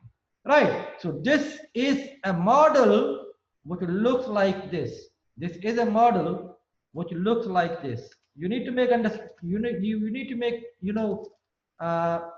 sense of this model. It is a model like it is a model. So this is LSTM, right? Its input is a matrix, right? And that matrix is 59 by, that matrix is 60 by 59. So 60,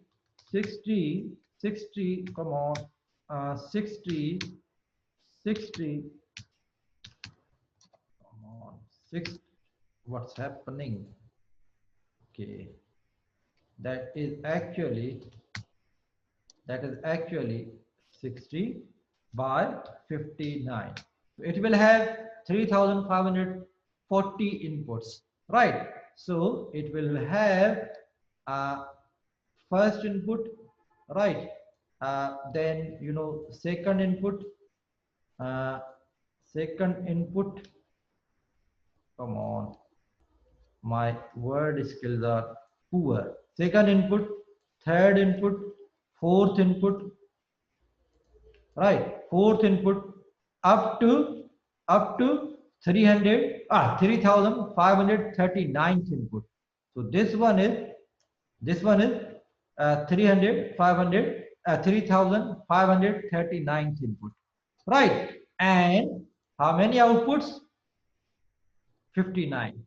First output, then second output, then third output, up to 58th output,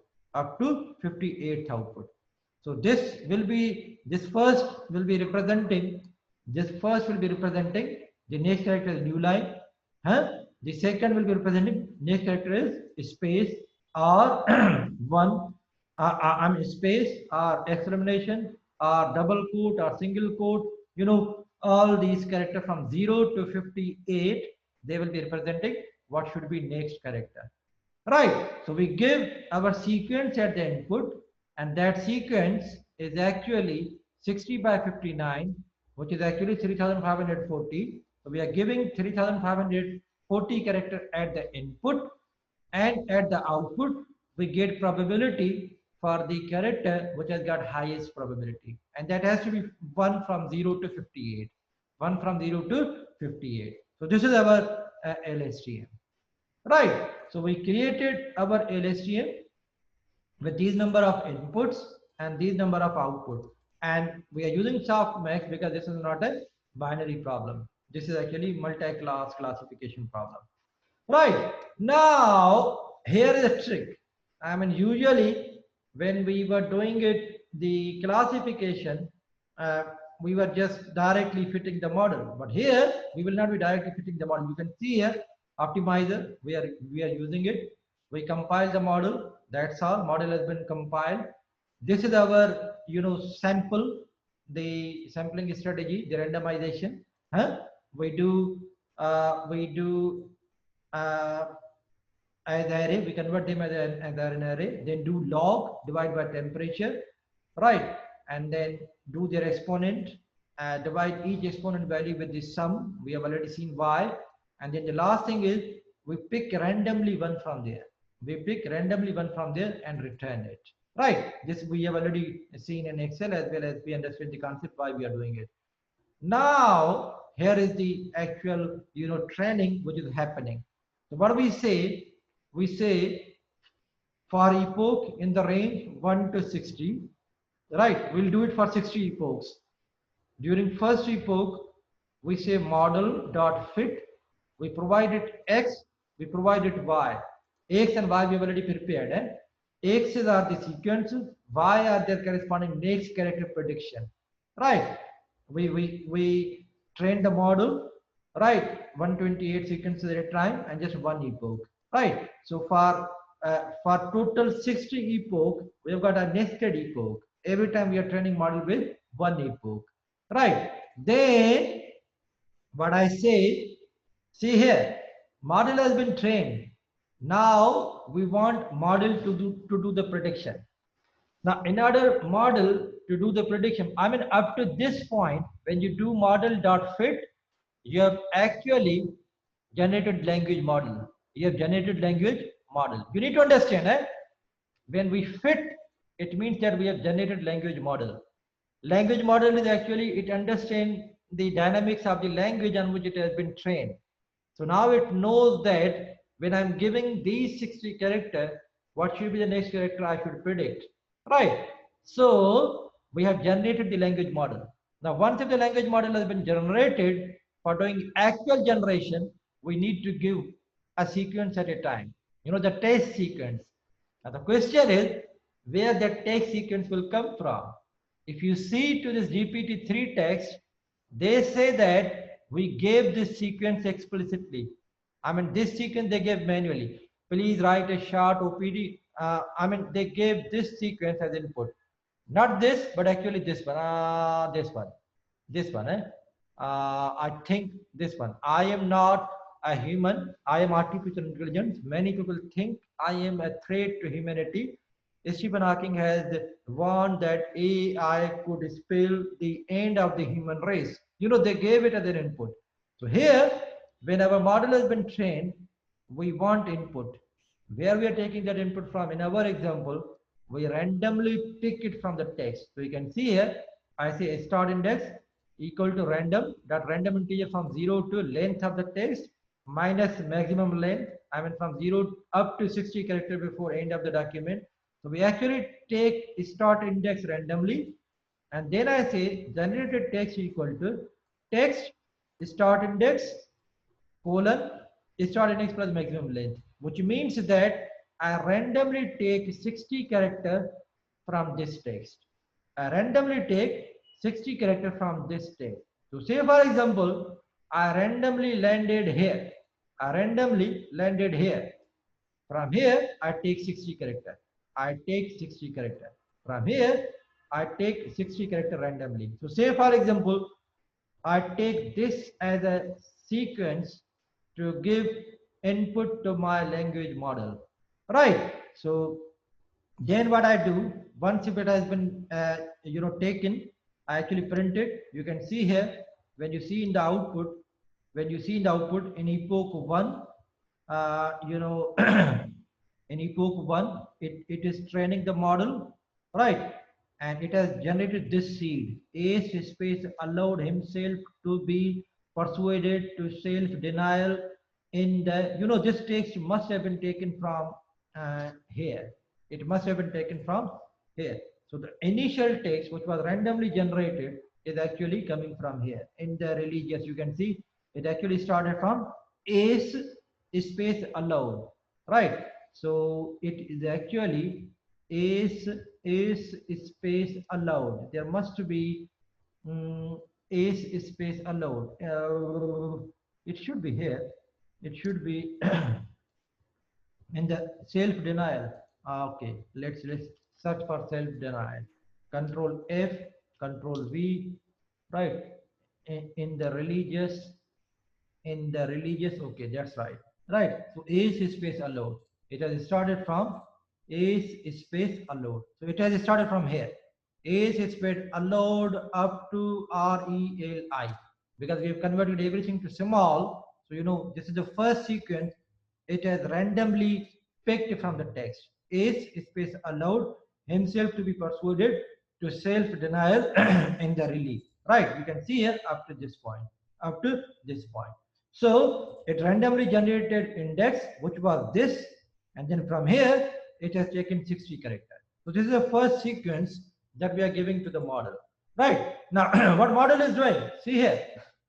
We give this sequence initially on temperature 0.2, then on temperature 0.5, then on temperature 1, and then on temperature 1.2. So let's see what it actually does during each temperature. We print the temperature value, and then we write the generated text, right? And we actually generate 400 next character. 400 next character. What we are doing? Sample np.array. We say 1 maximum length and length of the character. We actually create, this sequence, which is maximum length by length of character, which means 60 by 59.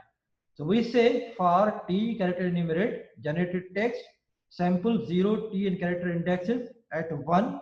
We actually prepare, we are vectorizing this text sequence. This vectorized sequence I give to model and do the prediction.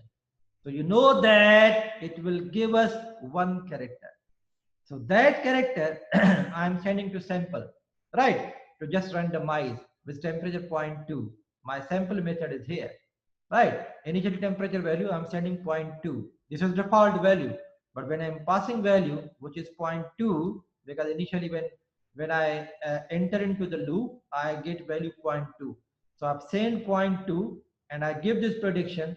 I say just, play with these probabilities, jumble these probabilities, change these probabilities, and bring me to the new character, to the new index. So that index, that character I take from here and I concatenate it in my generated sequence. So initially my sequence is Ace space allowed himself to be persuaded to self-denial in the rally, R-E-L-I. Now I'm asking what should be next character. So that next character I'm going to predict from the model and I concatenate it.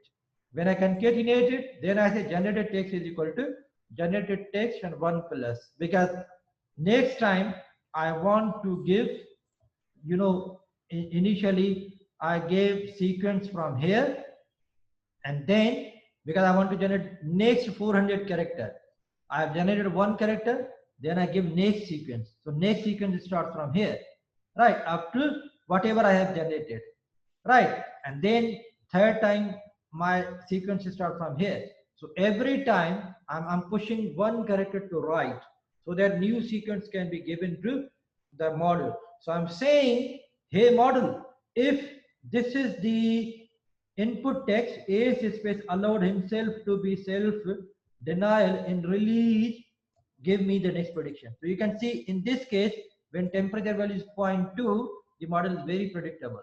It is almost generating same text that it has seen previously. So you can see in training, it was after RELI, it was G. So the model is also given as G, because we are a kind of having very low temperature value. So model is very much predictable. So it has almost generated same text that was in the original text. So you can see persuaded to self-denial and religion of the say and the interaction of the seeker of the soul and so on, right? So we have actually generated for each temperature, we have generated 400 next character.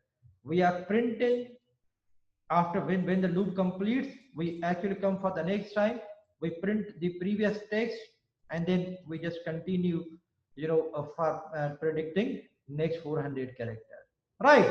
So when you see the output in first epoch, right, we picked this random sequence on temperature 0.2. After this random sequence, up to this point, this is that sequence we've already taken. But from here up to this point, this whole text is generated. This whole text is generated.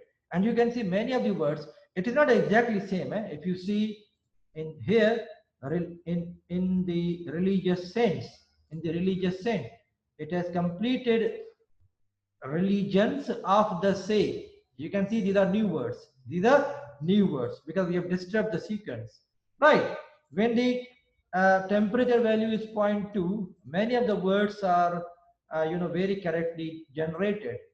They may or may not be sensible. I mean, some of the words, for example, censure, I'm not sure this is an English word, or maybe seat, S-E-A-T-E, I'm not sure this is an English word, right? But you can see the model has at least started writing words.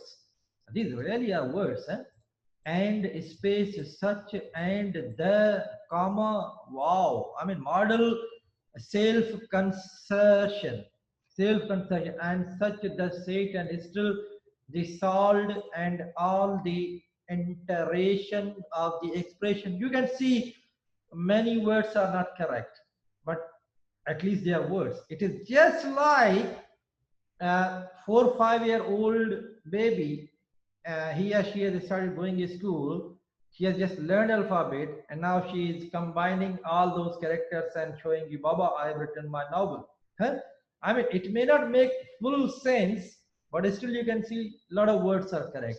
When you increase temperature size from 0.2 to 0.5, you will see a lot of randomization to the state, to the signature of the soul and experience of the will, say of how suspension of concertion himself for the mentor of the heart and the later meeting of which a conceivable. You can see a lot of meaningless words are also there, right? As you increase the temperature, more randomization. You can see Now model has gone mad. This is the word it has generated. Which mark nasara in go initiate light to be, you know, because of a lot of randomization, now model has stopped generating even meaningful words. So this actually shows when you increase randomization, you know, the sense will be losing. But if you decrease randomization, a lot of predictable words will be there. So they say you will have to settle somewhere in the middle so that you can also see randomization, but you also see, you know, correct words predicted by the model, right? So we do it for first epoch, then second epoch, and as model continue its training, maybe after 60 epochs, its generation will be lot better. Its generation, for example, at 0.5, something and success, and action in the present, man and the comprehend of discontinuum and action, they continue and desire to conscience of the action. Believe me, if you can train model on a lot of text, this text is not a lot of text, only maybe 200,000 sequence. But if you can train model on billions of sequences, you will see that it will be probably writing new novels for you, new stories for you. If you can train this LSTM on all the music composition of A.R. Rahman that it has generated so far, believe me, it can compose a new tune for you, which will not be copy paste from A.R. Rahman, but it will have an element of A.R. Rahman. Because if you read all these sentences, these will have an element of Nietzsche, the philosopher, because we have trained this on the just one novel of that philosopher. But if you say, for example, on all the Nietzsche writing, if you are going to train LSTM on all the Nietzsche novels, then you know it will make more sense. Probably it will be able to write paragraphs which will be more philosophical, right? So with this simple technique, I mean, LSTM is still same. We are still doing prediction, but once the prediction is done, we sample it, right? Prediction is done, we sample it, and when we get next character, we just concatenate it with the currently updated sequence, and we do it for 400 characters. So every time we are generating next 400 characters. Every time we are generating next 400 characters, and we do it for temperature 0.2, 0.5, 1.0, and 1.2. So higher the temperature, more will be the randomization. That's all. Very simple. I mean, with the simple technique, you can generate new text. Yes, small tricks. It is still a classification model. We still say, if this is the input, what should be next character? And next character is all those unique characters. So one of them will be having high probability. That is the prediction of the model. But we say we do not want to just do the same prediction all the time, because that would be too predictable.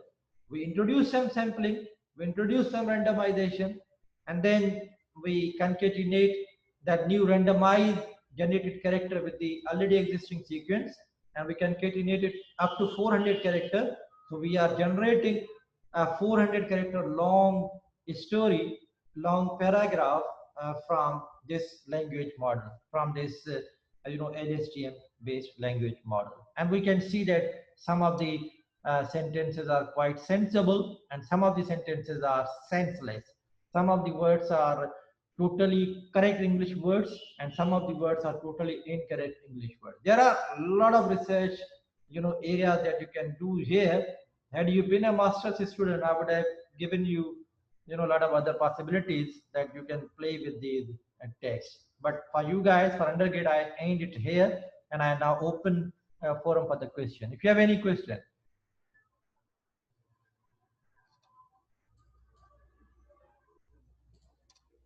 No, yes, guys. Have you understand it fully, or nothing makes sense? Yes, sir. We have understand to some extent, but we will watch the video and everything. Shakil, your mic is too far. Can you come a bit closer to your mic?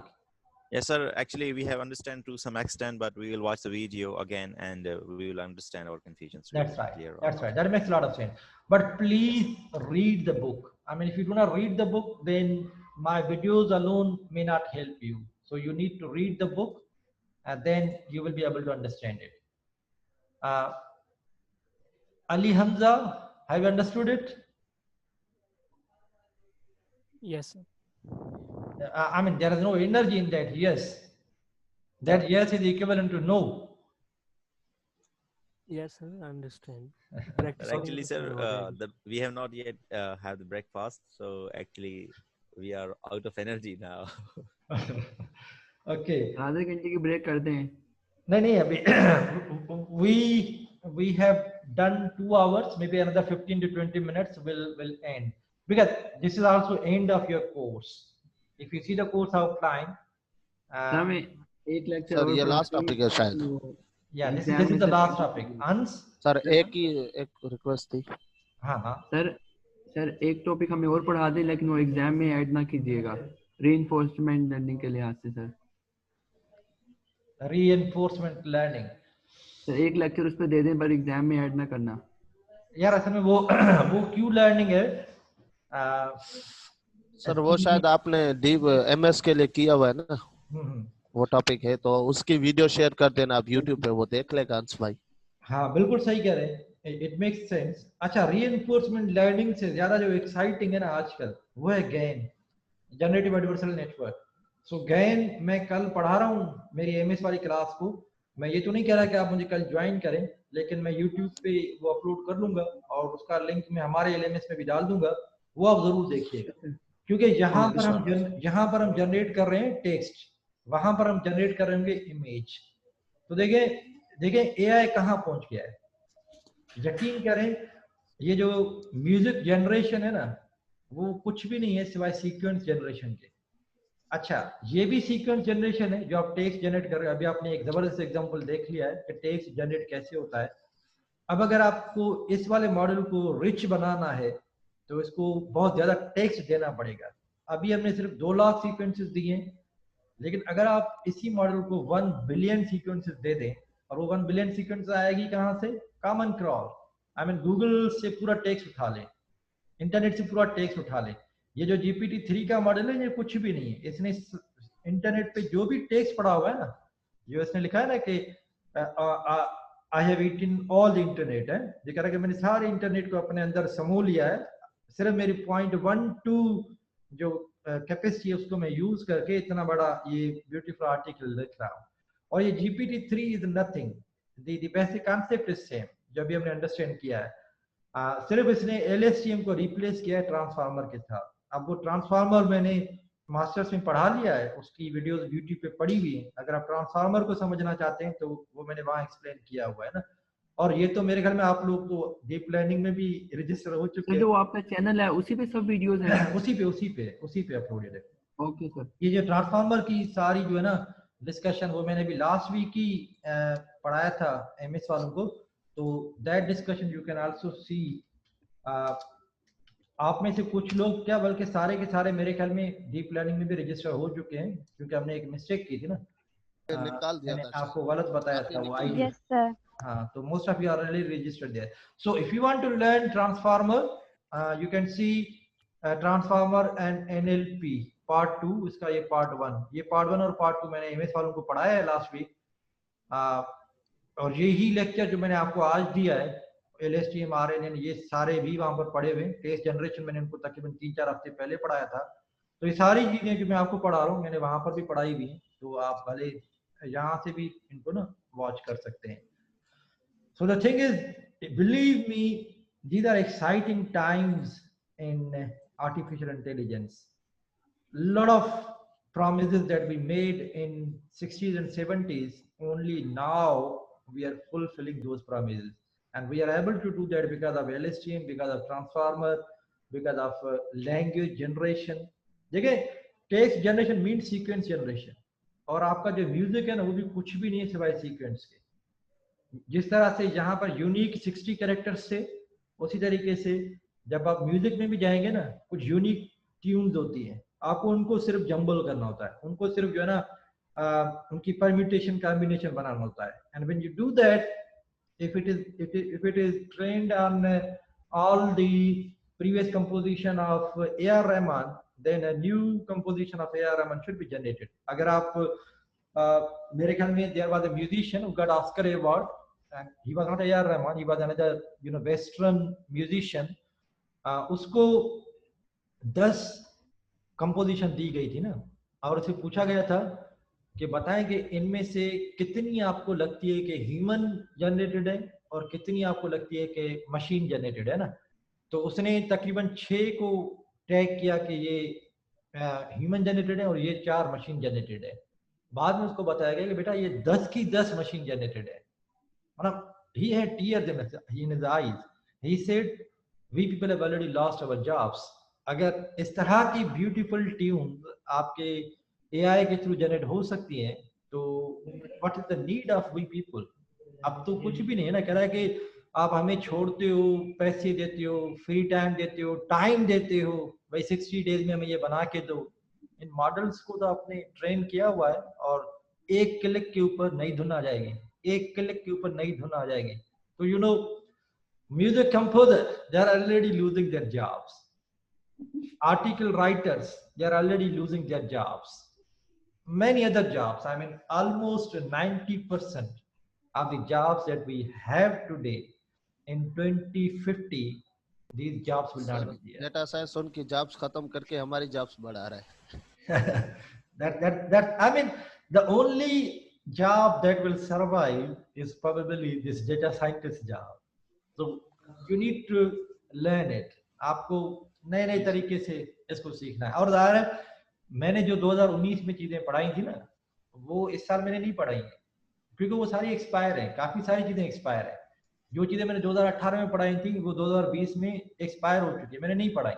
मैंने अभी जो deep learning का course second time पढ़ाया है तो उसमें 40% चीज़ें नहीं है. मैंने पहले ट्रांसफार्मर नहीं पढ़ाया था, मैंने पहले अटेंशन नहीं पढ़ाया था, मैंने पहले जीपीटी नहीं पढ़ाया था, और ये चीज़ें अभी मेरे कोर्स का तकरीबन 30% हैं. तो यू कैन सी कि with every passing year this field is coming very new ideas. I mean ये पेस हमें बता रहा है यार. असेंबली मैंने 2002 में जो पढ़ाई थी ना इसरा यूनिवर्सिटी में, 2016 में भी वही असेंबली मैंने पढ़ाई थी IBS अखर में, क्योंकि वो चीज़ रिवाइव नहीं हो रही है. लेकिन ये चीज़ आप डेटा साइंस के ऊपर या डीप लर्निंग के ऊपर या AI के ऊपर अप्लाई नहीं कर सकते. आपने एक साल जो चीज़ पढ़ाई अगले साल टोटली वो चीज नहीं होगी. लेकिन करें 2015-16 में LSTM RNN ये सारी चीजें बहुत रूल कर रही थी. जब से अटेंशन और ट्रांसफार्मर आए 2020 में LSTM को गुड बाय कहा गया क्योंकि ट्रांसफार्मर आ गया, क्योंकि यू नो अटेंशन आ गया. अब जाहिर है ट्रांसफार्मर ने LSTM ने बैक सीट ले ली है. अब मुझे पता है कि 6 महीने के बाद हो सकता है कि ट्रांसफार्मर से कोई एडवांस चीज आ जाए. तो यू नीड टू अंडरस्टैंड कि world is moving with very fast pace. I mean every new year we have lot of new concept and that is the reason why all these manual jobs are losing their charm. We need to understand all these things. Any other question that you have in your mind? Otherwise I can then start discussion about final exam because our course is complete. Sir एक request थी. Yes. Sir जो आज assignment है ना इसकी deadline कल तक कर दें क्योंकि हमने फास्ट ट्रेंड नहीं किया और शायद इसमें भी एरर ना आ जाए तो फिर आज रात तक मुश्किल हो पाए. हम कोशिश करेंगे अपनी आज ही सबमिट करने का. Sir yes sir please. Sir वो हमारी मशीन पे इंस्टॉल ही नहीं हो रहा है फास्ट टैक्स. यस मैंने सर बहुत प्लीज. ट्राई किया था. सर वो हम ट्राई करेंगे रात तो इसी की थोड़ी देर में. की कसम हो गया तो सबमिट करेंगे, नहीं हुआ तो प्लीज. ये ना यस सर डेट थोड़ी एक्सटेंड कर हाँ आप भी कुछ बोले बस यार. ये 17 मैं इसको 19 कर लेता हूं. 2021 कर दी सर. ठीक है 17 से मैंने इसको 19 कर लिया. ठीक है. Thank you sir. Thank you sir. Very much sir. Okay. Thank you sir. Thank you. Okay. More questions? If you do not ask question, then I will discuss about final exam. Sir एक question है. जी Arif. Sir sir ये temperature की value हम लोग क्या रखेंगे, मतलब 0 to 1 है या 1 से ज्यादा भी हो सकती है? नहीं, 1 से ज्यादा भी हो सकती है। देखिए ना, आप अगर इसको मैथमेटिकली देखें तो it's nothing, it is just denominator, it is nothing except denominator to this expression. So ये जीरो तो नहीं हो सकती है, अगर जीरो होगी तो वो इन्फिनिटी हो जाएगा, लेकिन जीरो से बढ़ के कोई भी वैल्यू हो सकती है। यू कैन सी है टेम्परेचर इज कमिंग हियर, है denominator to this log value, है ना, लॉग को डिवाइड करें टेम्परेचर से, तो जाहिर है ये कुछ भी हो सकती है, लेकिन जीरो नहीं हो सकती है। अगर आपने इसको जीरो दिया तो फिर ये इन्फिनिटी हो जाएगी ना, and that won't work, right. So any value beyond 1, आप इसको जितना टेम्परेचर को ऊपर ले जाएंगे उतनी रैंडमाइजेशन ज्यादा होगी, और जितनी रैंडमाइजेशन ज्यादा होगी उतना जाहिर है आपकी लैंग्वेज में से सेंस निकलता जाएगा। लेकिन जितनी ये वैल्यू जीरो के करीब होगी उतनी उसकी प्रिडिक्टेबिलिटी बढ़ जाएगी, उसमें न्यूनेस कम हो जाएगी, है ना। तो इसी वजह से मैंने कहा ना कि जब हमने 0.2 के ऊपर जनरेट करना शुरू किया तो तकरीबन वही वर्ड्स ये उठा रहा है जो डेटा में ऑलरेडी है ना, कोई इसकी प्रिडिक्शन इतनी ज्यादा न्यू नहीं है ना। ये 0.2 पे देखें तकरीबन सारे के सारे वही वर्ड्स हैं जो कि टेक्स्ट में पड़े हुए हैं, लेकिन इसका पॉजिटिव साइड ये कि तकरीबन मीनिंगफुल वर्ड्स हैं। लेकिन जैसे जैसे आप बढ़ाएंगे ना तो आप देखें रैंडमाइजेशन ज्यादा हो रही है, अब वर्ड्स भी इनकरेक्ट है। ये देखें SUE के कोई इंग्लिश का वर्ड नहीं है, NEAD कोई इंग्लिश का वर्ड नहीं है, इनसेंस स्पिंट है, अब ये इसको कोई प्रोनाउंस करके दिखाया है, you know it is generated. और यही होता है, हमारे बच्चे भी ऐसे ही करते हैं, वो अगर उनका अल्फाबेट सिखाए ना और कहें कि वर्ड लिख के दिखाओ तो वो इस तरह से वर्ड लिख के आपको दिखा देते हैं, बड़ा प्राउड फील करते हैं कि मैंने स्टोरी लिख ली है ना। तो आपको फिर उनको अप्रिशिएट करना होता है। तो you know at this temperature you see that lot of nonsense is being produced at this temperature, even bigger nonsense, quotation, this, three non-alphabet connected together, we have not seen many in real world anyway. So you can see ask, narrative, narrative, which you know a lot of senseless words are there which this model has generated. But as you move along, when you train it further, you know it will be making more sense. तो दो चीजें हैं जो कि model को rich बनाएंगी, एक तो you know more number of epochs और दूसरा मोर डेटा।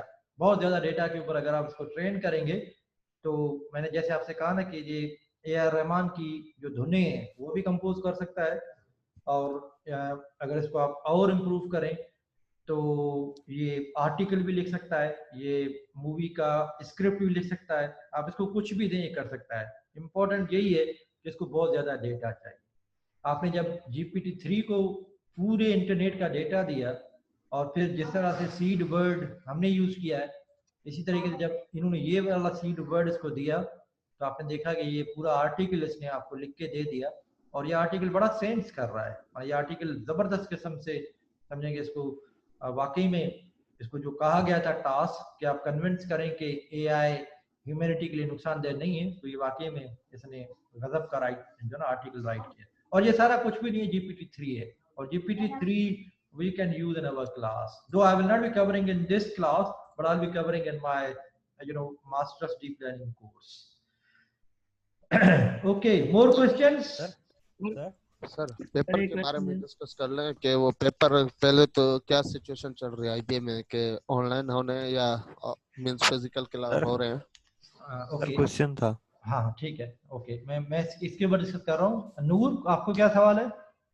सर यहाँ पे हम इसको रिस्ट्रिक्ट कर सकते हैं कि जो हमारे पास वो वर्ड्स ले वो किसी लैंग्वेज की डिक्शनरी से ले?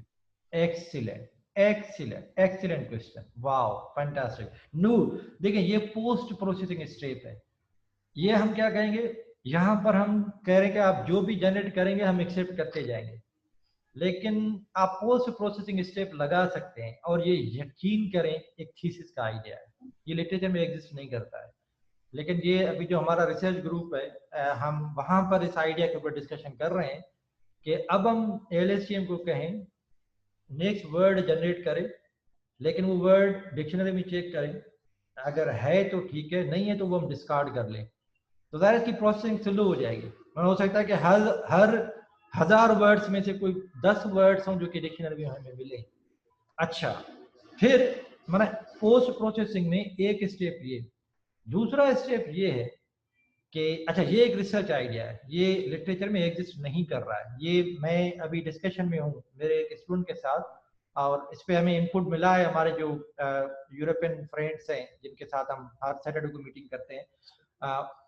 हम सोच रहे हैं ये हमारी समझिए एक हाइपोथेसिस है, लेकिन हमें नहीं है पता कि ये सही होगा कि नहीं होगा। हम ये सोच रहे हैं कि हम एक LSTM को ट्रेन ना करें, हम 2 LSTM ट्रेन करें। एक LSTM ट्रेन हो लैंग्वेज मॉडल के लिए, और दूसरा LSTM हम ट्रेन करें फॉर लैंग्वेज स्ट्रक्चर के लिए। अच्छा, लैंग्वेज का स्ट्रक्चर क्या होता है? अगर आप जनरली देखें, आपके जो भी सेंटेंसेस है ना, उनका कोई ना कोई स्ट्रक्चर है। जो भी करेक्ट सेंटेंसेस है, I am eating an apple, अब ये सही है, लेकिन अगर ये मैं इसको इस तरह से लिखूं, an apple an eating I, अब हालांकि ये भी करेक्ट डिक्शनरी के वर्ड्स हैं, ये भी करेक्ट डिक्शनरी के वर्ड्स हैं, लेकिन ये इंग्लिश लैंग्वेज की करेक्टनेस को सेटिस्फाई करता है और ये सेटिस्फाई नहीं करता है। तो जो हमारा सेकंड पोस्ट प्रोसेसिंग है, मतलब एक तो हम ये कंफर्म कर लें कि वर्ड्स सही है, और दूसरा इसमें सेंटेंस सही है। और सेंटेंस सही है वो होगा कैसे?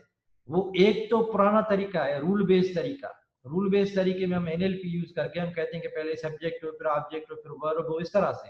लेकिन हम करेंगे नहीं, ये पुराना तरीका है। हम क्या करेंगे कि हम मे बी विकिपीडिया का सारा टेक्स्ट उठाएं और सारे विकिपीडिया के टेक्स्ट में से सारे के सारे सेंटेंसेस उठाएं, और उन सारे सेंटेंसेस का जो POS टैग है ना, पार्ट ऑफ स्पीच टैग है, वो हम उठाएं। मतलब अब ये बजाय ये कि मैं विकिपीडिया को मेरे LSTM को ये वाला सेंटेंस भेजूं, उसको मैं क्या भेजूं? आई। अब आई है नाउन, नाउन है, क्या है? प्रोनाउन है। आई क्या है? प्रोनाउन। प्रोनाउन। एम क्या है? वर्ब है, हेल्पिंग वर्ब है। ईटिंग क्या है?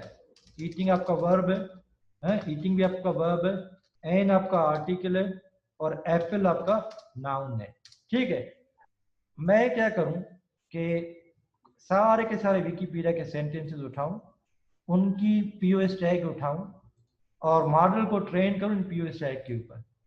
मैं मॉडल को समझाऊं कि करेक्ट इंग्लिश का सेंटेंस क्या होता है, और फिर इस तरह के सेंटेंसेस के ऊपर भी उसको मैं ट्रेन करूं कि इनकरेक्ट इंग्लिश के सेंटेंसेस क्या होते हैं, इनके भी POS टैग से मैं उसको ट्रेन कर लूं।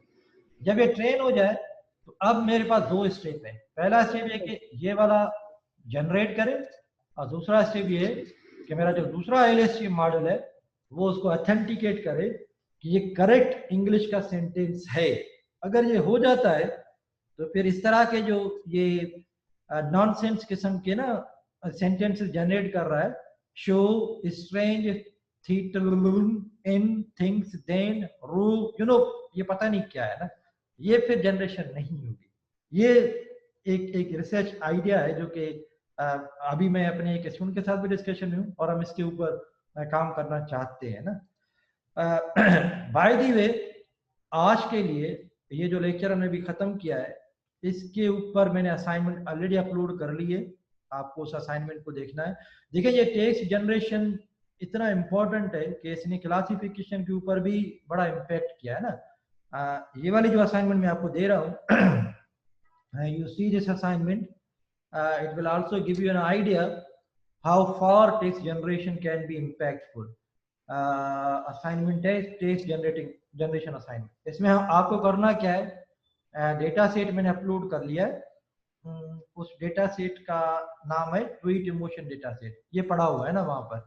अच्छा, इसमें टोटल 6 क्लासेस है, 1 2 3 4 5 6 classes.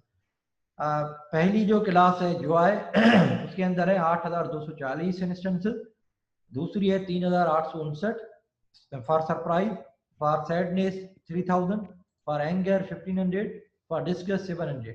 You can see this is a very highly imbalanced data set. I mean, from 8000 to 700. I mean, one of the class level have got 8000 instance, and this class level have got 700 instance. तो मैं क्या चाहता हूँ, एक तो आप इसको classification करें इसकी एज एज, कोई भी LSTM उठाएं देखें एक्यूरेसी आपको क्या मिल रही है ना, 90% डेटा के ऊपर ट्रेन करके 10% डेटा के ऊपर उसको आप टेस्ट करें और एक्यूरेसी और रिकॉल में बताएं। ये आपके लिए 15 से 20 मिनट की असाइनमेंट होनी चाहिए, क्योंकि आपके पास ऑलरेडी मॉडल बना हुआ है, आपने अब तक काफी सारे LSTM के मॉडल बनाए हुए हैं, तो मैं चाह रहा हूँ कि पहले ये करें। अब आगे क्या करना है, ये है टेक्स्ट जनरेशन। इसको छोड़ के बाकी सारे के सारे जो आपके क्लास लेवल है ना, उनके इंस्टेंसेस को उठाएं, पहले LSTM को ट्रेन करें इसके ऊपर, इन 3000 प्लस जो आपके इंस्टेंसेस इनके ऊपर, फिर इनके ऊपर, फिर इनके ऊपर, इन सारे इंस्टेंसेस के ऊपर इनको आप ट्रेन करें और इनसे आप सेंटेंसेस जनरेट करवाएं, सरप्राइज के ट्वीट्स जनरेट करवाएं, सैडनेस के ट्वीट्स जनरेट करवाएं, एंगर के ट्वीट्स जनरेट करवाएं, डिस्गस्ट के ट्वीट्स जनरेट करवाएं, फियर के ट्वीट्स जनरेट करवाएं। जनरेट कितने करवाने, इतने करवाएं कि इन सब के अंदर नंबर ऑफ इंस्टेंसेस इतने हो जाए। यानी कि ये LSTM टेक्स्ट जनरेशन की एक और एप्लीकेशन है कि आप इम्बैलेंस डेटा सेट को बैलेंस करें, इम्बैलेंस डेटा सेट को आप बैलेंस करें। जब आप बैलेंस कर लेंगे फिर देखें परफॉर्मेंस इंप्रूव होती है। अगर परफॉर्मेंस इंप्रूव होती है तो ये हमारा जो हाइपोथेसिस है ये ट्रू हो जाएगा कि वाओ, अगर आपके पास कोई भी इम्बैलेंस टेक्स्ट डेटा सेट है तो आप उसको बैलेंस कर सकते हैं by generating text. So this LSTM based text generation should be able to do it properly. ये एक्सपेरिमेंट हमने अभी परफॉर्म किया है तकरीबन 2 महीने पहले, और इसके जो रिजल्ट्स हैं वो हमने रिपोर्ट किए हुए हैं हमारे पेपर में, और वो पेपर अभी करंटली अंडर रिव्यू है, उसके में एक रिवीजन भी आ गई है। So you can see these concepts, these ideas are very new. देखें ये जो हमारा ये वाला हमारा पेपर है, ये सारा कॉन्सेप्ट हमने ना इसमें यूज किया हुआ है।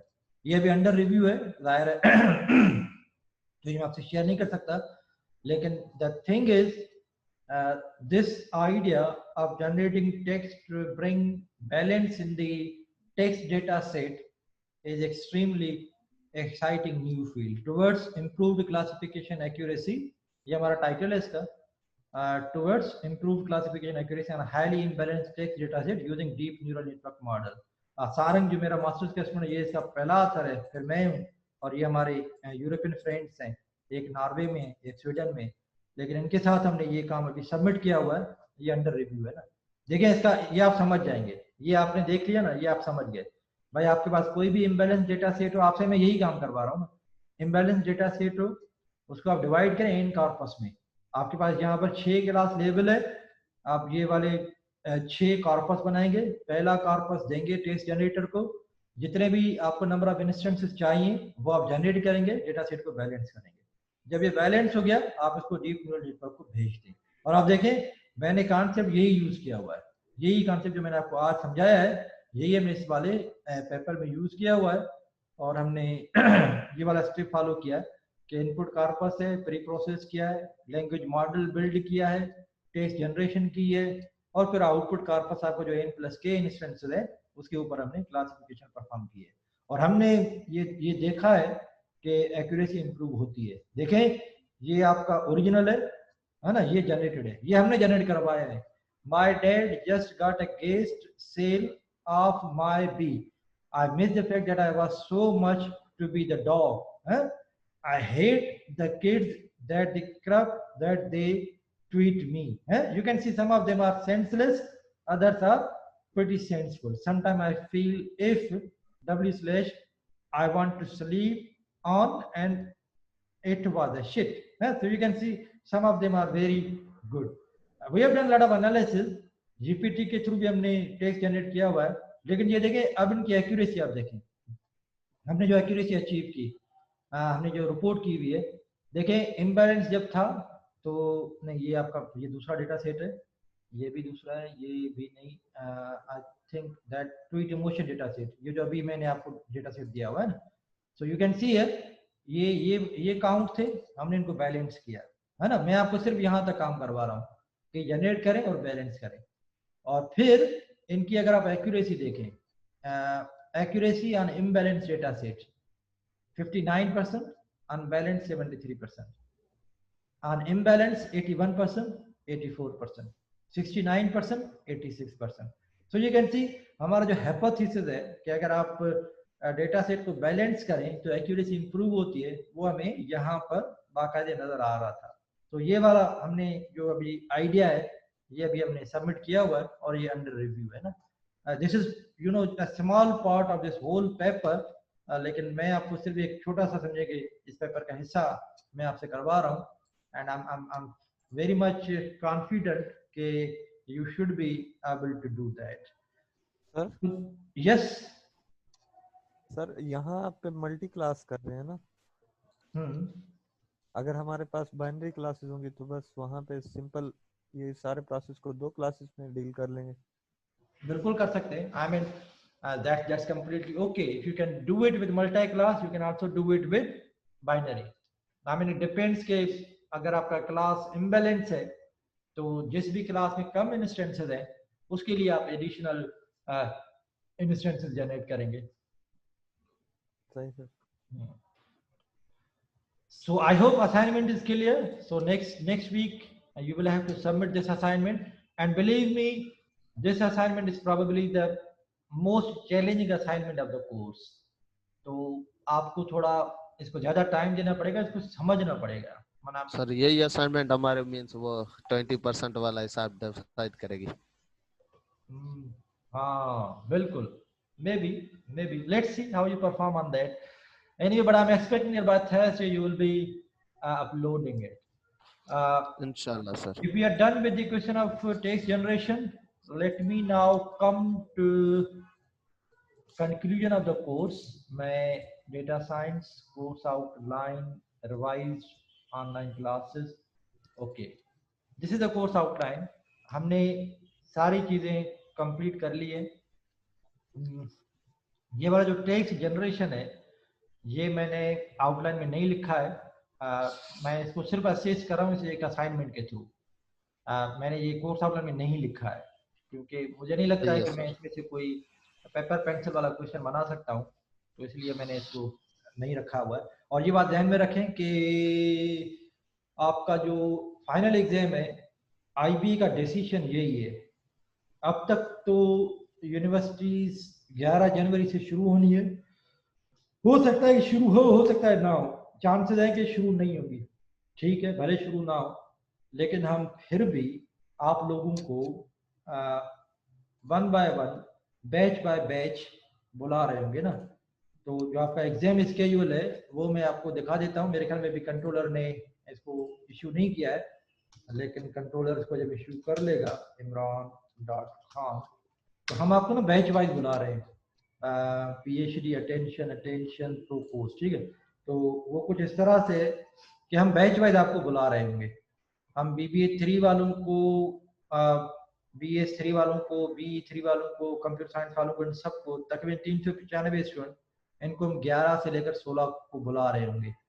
फिर हम 18 से 23 5 वालों को बुलाएंगे, 25 से 30 1 वालों को बुलाएंगे, फिर 1 से 6 8 वाले आपके आगे यहाँ पर ये ना 18 से 23 आप आएंगे। सर 1 से 6 में हम 1 से 6 में नहीं आप यहाँ पर है ना BS 8 18 ये से सर 23 ये 7 है, ये 7 है।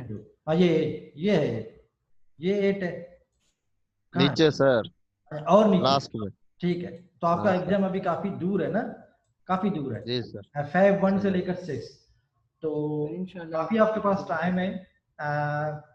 हमारा प्लान यही है, भले यूनिवर्सिटियां खुले या ना खुले, हम आपको फेस टू फेस बुलाएंगे। हम आपका पेपर अच्छा सर, प्लान हमारे लिए फाइनल है ये, मींस 90%, या अगर यूनिवर्सिटी खुल जाती है तो फिर हम फर्स्ट 10 को ही आ रहे हैं? नहीं ये फाइनल है, भले कुछ भी हो एग्जाम ऐसे ही होगा, एग्जाम ऐसे ही होगा। क्योंकि हमने ये डिसाइड किया हुआ है कि हम जो ना स्प्रिंग सेमेस्टर 2021 शुरू करेंगे 20 फरवरी से ना, तो हमें 10 फरवरी तक ये सारी चीजें कंक्लूड करनी है। थोड़ा बहुत हमने अपने आप को विंडो दिया हुआ है, लेकिन एग्जाम हम ऐसे ही करेंगे बैच वाइज, क्योंकि यूनिवर्सिटियां 11 तारीख से शुरू हो ये पॉसिबल नहीं है ये, लेकिन ये अभी भी टेंटेटिव है ना। इसकी दोबारा डिस्कशन होगी हमारी जनवरी के फर्स्ट वीक में। माना एक चीज तो श्योर है कि एग्जाम किसी को आप जो है ना अवार्ड देना सर। अच्छा नहीं, मैं आपको बता रहा हूँ, एक चीज श्योर है कि एग्जाम होगा हमारा फेस टू फेस, हम ऑनलाइन एग्जाम नहीं लेंगे, ठीक है? ओके सर, सही है। इस पे तो हम एग्री कर रहे हैं।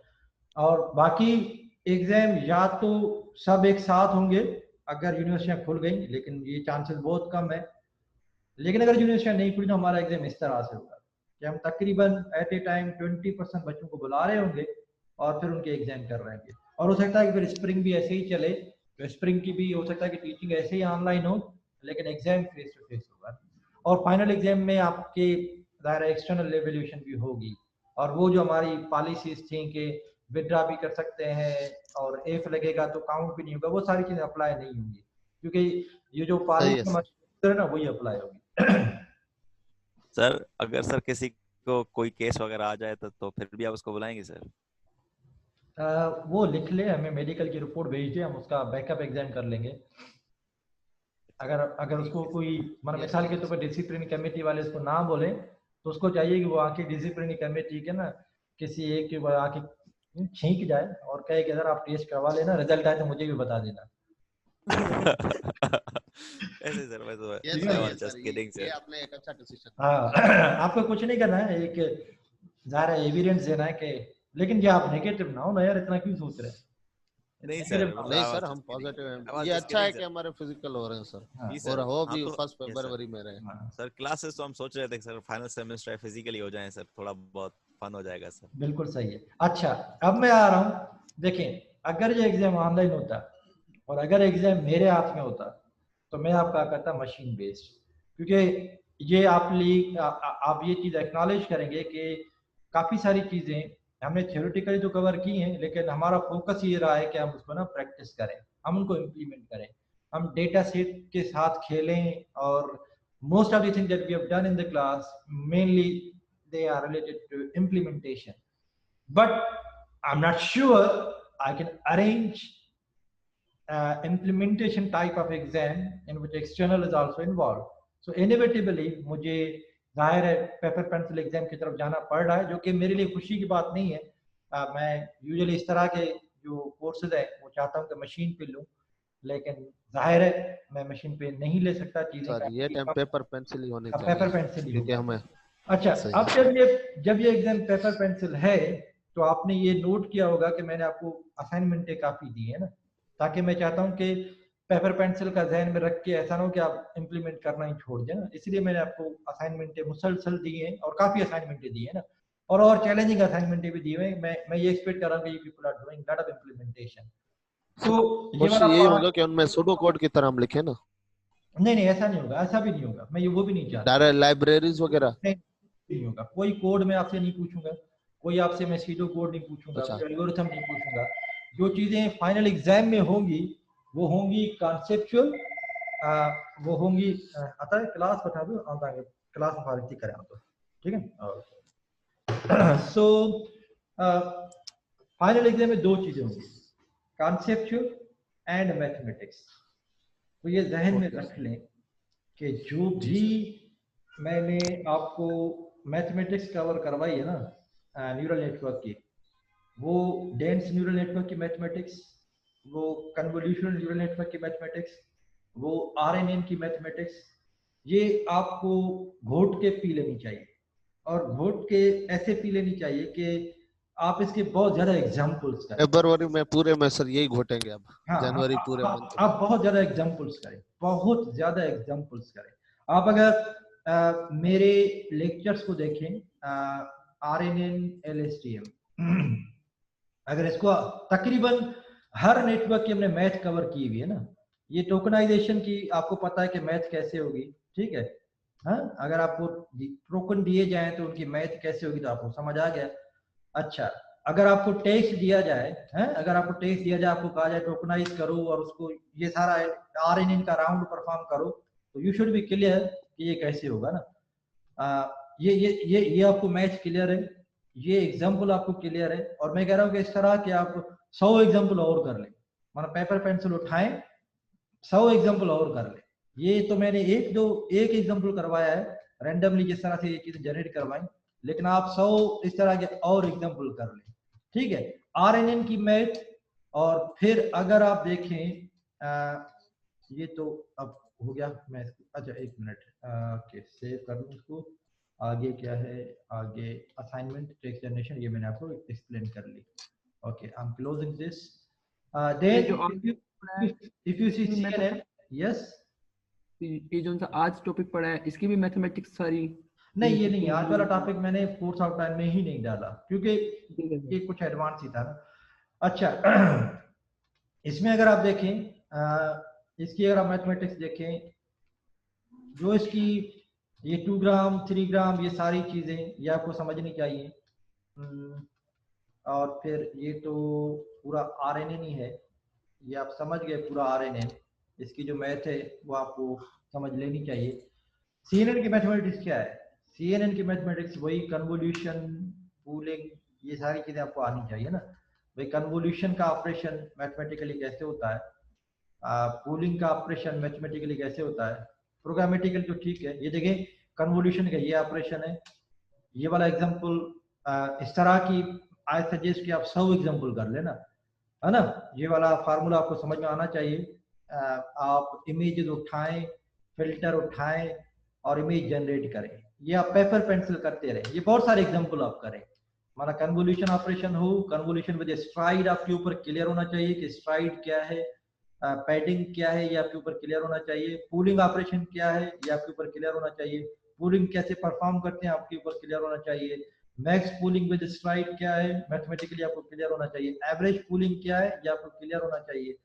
आखिर में फुली कनेक्टेड होता है। ये सारी चीजें प्रोग्रामेटिकली आप समझ चुके हैं, मैथमेटिकली आपने समझा हुआ है। मैं आपको स्ट्रांगली इनकरेज करता हूं कि पेपर पेंसिल उठाएं, बहुत सारे एग्जांपल्स करें। अगर आप बहुत सारे एग्जांपल्स करेंगे तो फिर एग्जाम में आप ज्यादा कंफ्यूज नहीं होंगे। लेकिन अगर आप बहुत सारे एग्जांपल नहीं करेंगे ना तो एग्जाम में आपकी वो पेन उस तरह से चल नहीं पाएगी। अच्छा ये जो आपका इंट्रोडक्शन टू न्यूरल नेटवर्क है, इसमें भी अगर आप देखें मैंने 1-2 एग्जांपल करवाए हुए हैं ना। ये सारी चीज़ें आपके ऊपर क्लियर होनी चाहिए, लेकिन मोस्ट इम्पॉर्टेंटली ये सारी चीज़ें आपको क्लियर होनी चाहिए ना। ये जो डेरिवेटिव्स, ये वाला एग्जांपल आप देख लें। ये एग्जांपल आपको बिल्कुल एक क्लियर आइडिया देता है कि यार इंटरनली हो क्या रहा है। मतलब जब हमारा इतना बड़ा न्यूरल नेटवर्क है तो इसके अंदर इंटरनली हो क्या रहा है ना। सो यू कैन सी हियर, ये जो भी इसकी मैथमेटिक्स है ये सारी आपको समझ में आनी चाहिए। मैंने आपको पूरा एक्सप्लेन किया हुआ है। और स्पेशली इस तरह के जो नेटवर्क है, ये जो रैंडम वेट्स हैं, ये सारी चीज़ें हमने क्लास में की हुई हैं। ये नेट कैसे कैलकुलेट करते हैं और फिर आपके आउटपुट कैसे कैलकुलेट करते हैं, एक्टिवेशन फंक्शन कैसे पेपर पेन के साथ अप्लाई करते हैं, ये चीज़ें आपके ऊपर क्लियर होनी चाहिए। जब ये सारी चीज़ें हो गई, आउटपुट यहाँ पर कैसे हम कैलकुलेट करेंगे, ठीक है, ये आउटपुट, और फिर एरर हम कैसे कैलकुलेट करेंगे ये आपको आना चाहिए कि एरर कैसे कैलकुलेट होता है। जब एरर आपका नॉन जीरो तो बैक प्रोपेगेशन शुरू हो जाती है ना। जब हम बैक प्रोपेगेशन शुरू करते हैं तो ये जो आपका चेन रूल है ये कैसे अप्लाई करते हैं, ये सारा हमने क्लास में समझा हुआ है ना, बोर्ड के ऊपर मैंने ये किया था। तो ये इनके चेन रूल अप्लाई करते हुए डेरिवेटिव कैसे निकालेंगे, ये वैल्यूज हम कैसे एस्टिमेट कर रहे हैं, ये सारी चीज़ें आपको आनी चाहिए ना। जब ये सारा कुछ हो जाए तो फिर नया वेट कैसे कैलकुलेट होगा। लर्निंग रेट मिला हुआ हो, आपने डेरिवेटिव कैलकुलेट कर लिया है, ये पुराना वेट आपके पास पड़ा हुआ है तो उसको आप अपडेट कैसे करेंगे ना, ये सारी चीज़ आपको आनी चाहिए, ठीक है। तो W6, 7, 8, 1, 2, 3, 4 हमने कैसे अपडेट किया ये आपके ऊपर क्लियर होना चाहिए। यही न्यूरल नेटवर्क है ना, न्यूरल नेटवर्क यही है, दिस इज न्यूरल नेटवर्क है, कुछ भी नहीं है सिवाय इन 2-3 चीजों के कि ये न्यूरॉन बने हुए फुली कनेक्टेड है, इसको इनपुट सबसे आ रहा है, इसको इनपुट सबसे आ रहा है, और ये इनपुट पे इक्वेशन क्या है वो यही है, ये जो स्लोप वाली इक्वेशन वो आपने अप्लाई कर ली। जब ये आपने अप्लाई करके एक्टिवेशन परफॉर्म कर ली, एक्टिवेशन क्या है ये आपको पता है कि डिफरेंट एक्टिवेशन के डिफरेंट फार्मूला ये आपको याद होने चाहिए, क्योंकि ये ओपन बुक एग्जाम नहीं होगा तो ये सिग्मोइड या आपके सॉफ्टमैक्स या आपके 10H ये आपको याद होने चाहिए। ये मैं डायरेक्ट ये चीज़ यूजुअली मैं लाइक नहीं करता, लेकिन क्योंकि ये फाइनल एग्जाम है इस पर मेरा पूरा कंट्रोल नहीं है, तो ये सिग्मोइड, सॉफ्टमैक्स, 10H, 5-6 जो फार्मूले ये आपको याद होने चाहिए।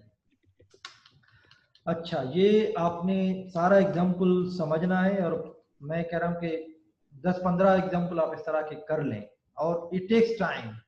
माना अगर आपकी प्रैक्टिस है तो ये आप क्विकली कर लेंगे, लेकिन अगर आप प्रैक्टिस है तो आप फंबल करेंगे, आप बार बार फंबल कर लेंगे and then you will make lot of mistakes. So you need to understand all the mathematics behind neural network, behind recurrent neural network, behind convolutional neural network, और उसकी इम्प्लीमेंटेशन मैंने ऑलरेडी असेस कर ली है।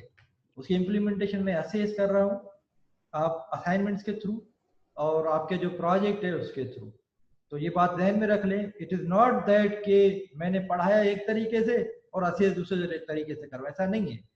मैंने अब तक जो आपको प्रोग्रामिंग पढ़ाई है उसको मैं मुसलसल असेस करता रहा हूँ आपके असाइनमेंट्स के थ्रू और आपका जो प्रोजेक्ट है उसके थ्रू। बाकी जो आपकी मैथमेटिक्स है वो मैंने असेस ही नहीं की ना, वो मैंने आपको कोई मैथमेटिक्स की असाइनमेंट नहीं दी है या कोई मैथमेटिक्स के एग्जाम मैंने नहीं लिए। तो अब जो फाइनल एग्जाम है उसमें मैं आपकी सिर्फ और सिर्फ ये मैथमेटिक्स ही असेस कर रहा हूँ और इसके अलावा हो सकता है कुछ थियोरेटिकल क्वेश्चंस भी हो। तो ये ध्यान में रख लें कि जब आप फाइनल एग्जाम की तैयारी करेंगे तो डू लॉट ऑफ मैथमेटिक्स। और ये जो आपकी प्रोबेबिलिटी वाले है ना, ये आपको सब समझ में आने चाहिए। ये देखें मैंने बहुत ही ज्यादा टाइम दिया था इन चीजों को, बेस थ्योरम समझ में आना चाहिए आपको, और ये जो डिफरेंट प्रोबेबिलिटी डिस्ट्रीब्यूशंस हैं ये आपको समझ में आनी चाहिए ना। डिस्क्रीट प्रोबेबिलिटी में मैंने बहुत सारे एग्जांपल करवाया था ना, कंटीन्यूअस प्रोबेबिलिटी क्या है ये सारा चीज हमने क्लियर की थी। बाइनोमियल प्रोबेबिलिटी क्या होती है,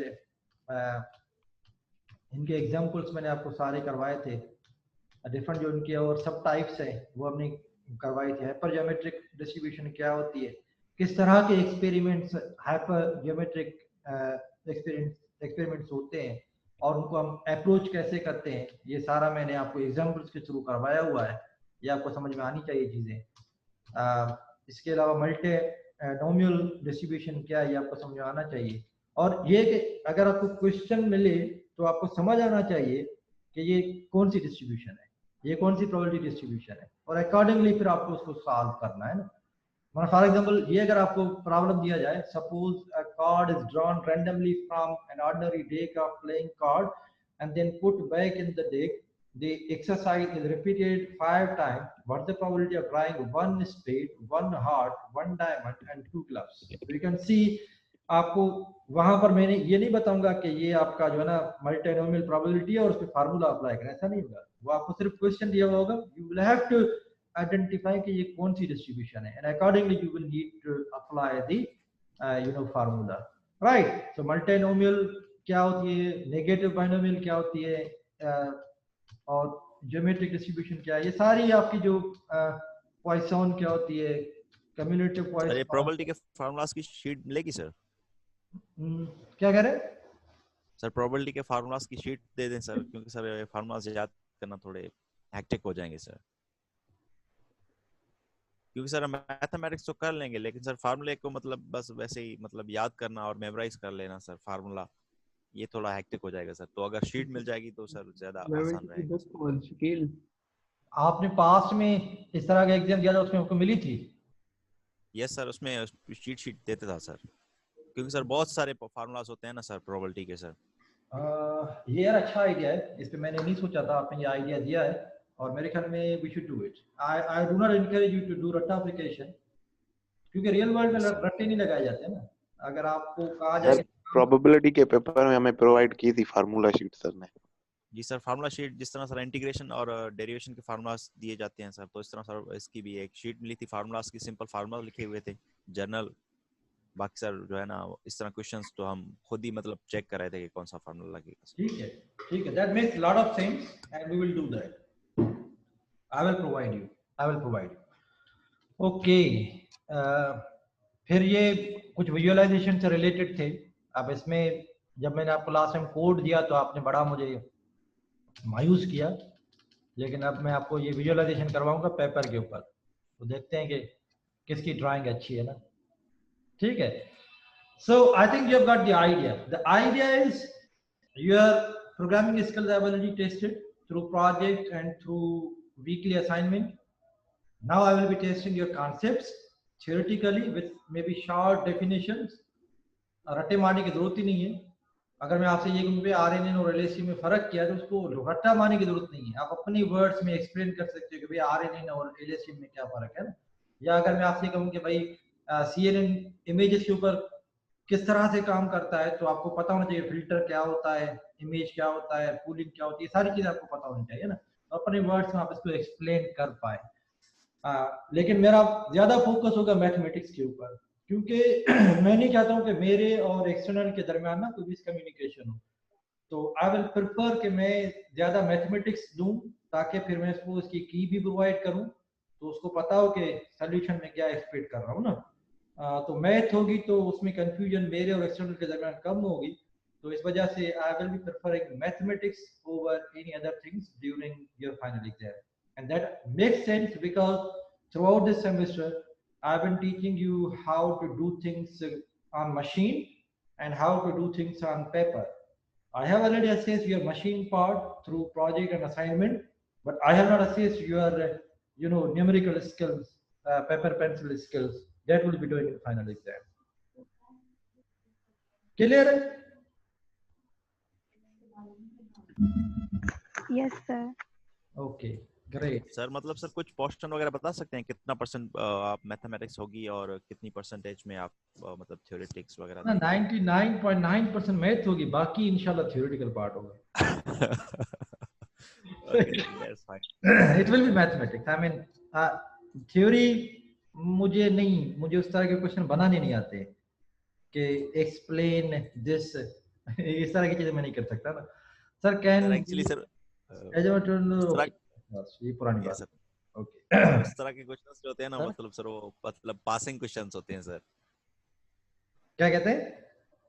जी सर वो जो क्वेश्चंस होते हैं ना सर वो मतलब पासिंग क्वेश्चंस होते हैं। अगर ये मैं नहीं चाहता कि आप मेरा कोर्स पास करें बिना समझे मैथ और प्रोग्रामिंग, मैं ये नहीं चाहता ना। मैं चाह रहा हूँ कि अगर आपको मेरे कोर्स की मैथ और प्रोग्रामिंग समझ में नहीं आ रही है तो आप फेल करो, आप दोबारा आओ, आप दोबारा इसके ऊपर ना एक अटेम्प्ट करो। तो ये मेरे लिए इम्पोर्टेंट है कि मैं ये चीज़ कन्विंस कर लूँ अपने आप को कि इनको इन सारे नेटवर्क से मैथ भी समझ में आ गई है और इनको वो ना इम्प्लीमेंट भी कर पा रहे हैं। दो ही चेक्स हैं, अगर ये क्लियर हो गए तो ठीक है, नहीं तो फिर आप दोबारा आएंगे।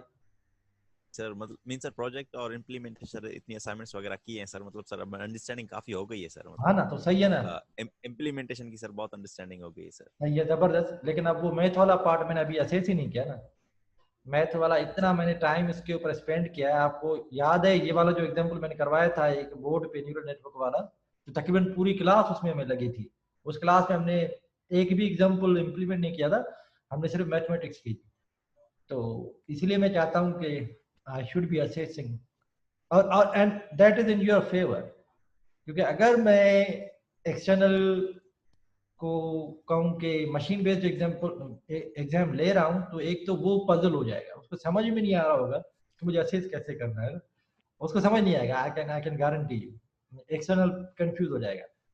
और दूसरा फिर ये है कि अगर मैं थियोरेटिकल दूं तो वो फिर उसकी अपनी अंडरस्टैंडिंग है, मेरी अपनी है, तो उस पर हम दोनों हो सकता है एग्री ना करें। लेकिन अगर मैथमेटिक्स है तो ऑल नंबर्स, तो असेस करना उसके लिए इजी होगा। और मैंने उसके लिए एक जबरदस्त किस्म की की बना के उसको मैंने भेजी हुई है। तो इस वजह से आई एम कॉन्फिडेंट कि mathematics will actually make your life easier and you will know how to prepare for the exam. Sir ji बेटा। सर कैलकुलेटर तो अलाउ करेंगे ना आप? बिल्कुल, ये इसमें पावर्स होते हैं ये वो बहुत मतलब I strongly encourage you to bring calculator and हर किसी का अपना हो ना, ये अपना कैलकुलेटर आप बारो करें सर। हाँ सर अपना लेके आएंगे। जी बेटा। जी यस नूर। सर वो टेक्स्ट जनरेशन में से क्वेश्चन था। हाँ पूछे। सर जिस तरह से हम अभी कैरेक्टर जनरेशन कर रहे हैं इस तरह से हमारे पास वर्ड जनरेशन होती है। बिल्कुल सही कह रहे हैं, नेक्स्ट वर्ड। और इस तरह सर सेंटेंस जनरेशन जो कर सकते हैं डायरेक्टली सेंटेंस। यार सेंटेंस जनरेशन भी पॉसिबल है। असल में देखें ये जो मैंने आपको बेनिफिशियल होगी सर। बिल्कुल होगी। देखें ये आप इस चीज को समझें, यहाँ पर हमने जो मॉडल बनाया ना, ये देखें सिर्फ यहाँ पर फर्क होगा, सिर्फ यहाँ पर फर्क होगा। आप ये देखें, आके आके कहाँ हुआ, अब भाई नीचे आ जाओ या तुम लोग ऊपर आ जाओ। ओके, आके this and then this.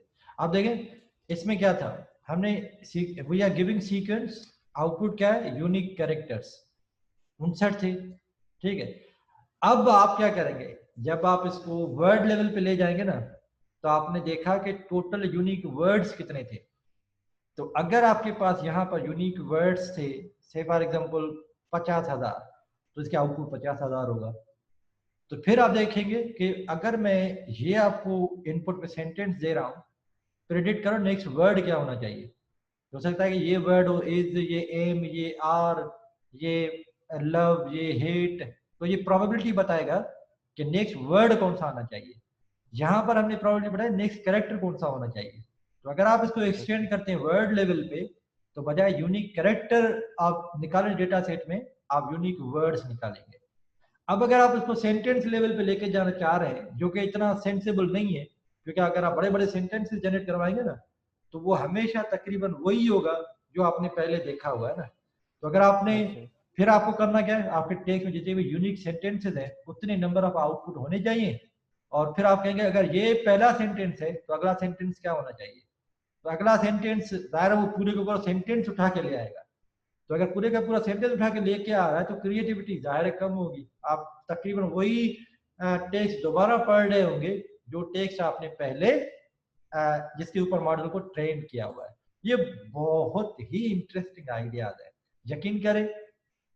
Character level के ऊपर बहुत ज्यादा काम हुआ है, वर्ड लेवल पे बहुत ही कम काम हुआ है, और सेंटेंस लेवल पे तो अभी लोगों ने इतना ज्यादा अप्रोच ही नहीं किया, क्योंकि उनको ये समझ आ रही है कि अगर सेंटेंस लेवल पे काम करेंगे तो प्रेडिक्शन जो है ना हमेशा कोई इतनी ज्यादा उसमें न्यूनेस नहीं होगी, कोई इसमें इतनी ज्यादा अगर इन तीनों को मिक्स करते हैं, नहीं होगी। अगर दो को मिक्स कर दें सर, वर्ड्स और सेंटेंस को। यार आवाज आपकी कम आ रही है नूर सर। अगर इसमें हम दो टेक्निक्स को मिक्स कर दें, वर्ड्स और सेंटेंस इकट्ठे कर लें, हो सकते है सर ऐसे? कर सकते पहले हम कर सकते हैं। आप देखो ना मॉडल को किसी तरीके से भी ना ट्विक कर सकते हैं, मतलब you can customize it the way you want. The only thing is you need to make sense of that model. इसके लिए दो मॉडल बनाने पड़ेंगे। क्या कह रहे हैं सर? अगर हम वर्ड्स और सेंटेंस वाले दोनों मिक्स करें तो उसके लिए हमें दो मॉडल्स बनाने पड़ेंगे। आप दो मॉडल भी बना सकते हैं, और मल्टी स्टेज एक मॉडल भी हो सकता है ना, कि पहले स्टेज पे वर्ड करें, दूसरे स्टेज पे सेंटेंस करें। आई मीन डिपेंड्स आप उसको कैसे यूज करना चाहते हैं। सही सर। ओके, काफी सारी और चीजें हैं, जैसे कि न्यूरल मशीन ट्रांसलेशन, वो मैंने मास्टर्स में पढ़ाई हुई है, उसके वीडियोस पढ़े हुए हैं। Neural machine translation, English to Urdu, Urdu to English to German to Chinese, उसमें सिर्फ LST में यूज हो रहा है। अगर आप वो वीडियोस मेरे देखें तो आपको समझ आ जाएगी कि LSTM मशीन ट्रांसलेशन में कैसे यूज होता है। उसको कहते हैं सीक्वेंस टू सीक्वेंस मॉडलिंग। आपको एक सीक्वेंस मिली हुई है, आप उसकी करेस्पॉन्डिंग दूसरी सीक्वेंस चाहते हैं। एक सीक्वेंस यानी कि इंग्लिश का सेंटेंस, दूसरी सीक्वेंस यानी कि उसका करेस्पॉन्डिंग उर्दू सेंटेंस, तो ये होगी आपकी ट्रांसलेशन, न्यूरल मशीन ट्रांसलेशन। अच्छा, फिर ये भी हो सकता है कि ये जो सीक्वेंस टू सीक्वेंस ट्रांसलेशन है कि आपने उसको एक क्वेश्चन दिया, उसका आपको आंसर चाहिए, तो क्वेश्चन आपकी सीक्वेंस है, आप कह रहे हैं कि इसका मुझे करेस्पॉन्डिंग आंसर दो, तो that is called sequence to sequence translation, which is actually a kind of chatbot. You give question, it gives you answer. So these LSTMs are also very good at developing chatbot. So मैंने आपको सिर्फ कुछ basics पढ़ाए हुए हैं क्योंकि आप undergrad में हैं, लेकिन अगर आप इन चीज़ों की थोड़ी एडवांस देखना चाहते हैं तो आप वो मेरी LSTM की क्लास, जो डीप लर्निंग की क्लास है ना, उसमें आप काफ़ी ऑलरेडी रजिस्टर्ड भी हो, जो रजिस्टर्ड ना है भले रजिस्टर्ड हो जाए, सारी वीडियोज वहाँ पर पड़ी हुई हैं, वो आप देखेंगे तो मैं यहाँ से काफ़ी फिर आगे भी गया हूँ ना। Okay, so I think you are now clear about your exam. Our course has been completed.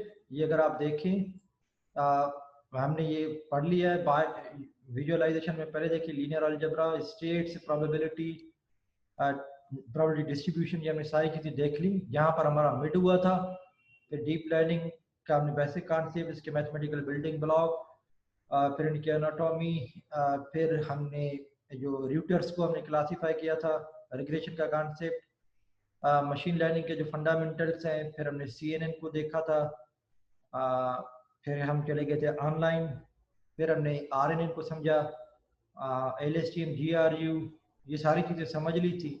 मैंने यहाँ पर ख़त्म कर लिया, टेक्स्ट जनरेशन यहाँ पर नहीं है, लेकिन वो मैं आपके असेस कर रहा हूँ थ्रू दिस असाइनमेंट।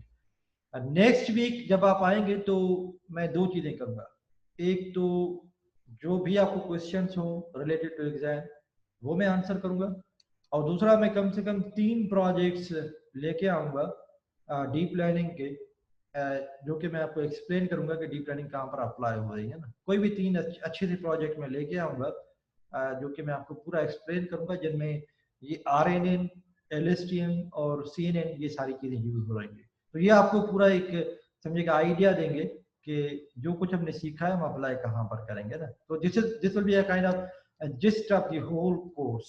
आपको समझ आएगा कि ये सारे के सारे कॉन्सेप्ट आप यूज कहाँ पर कर सकते हैं।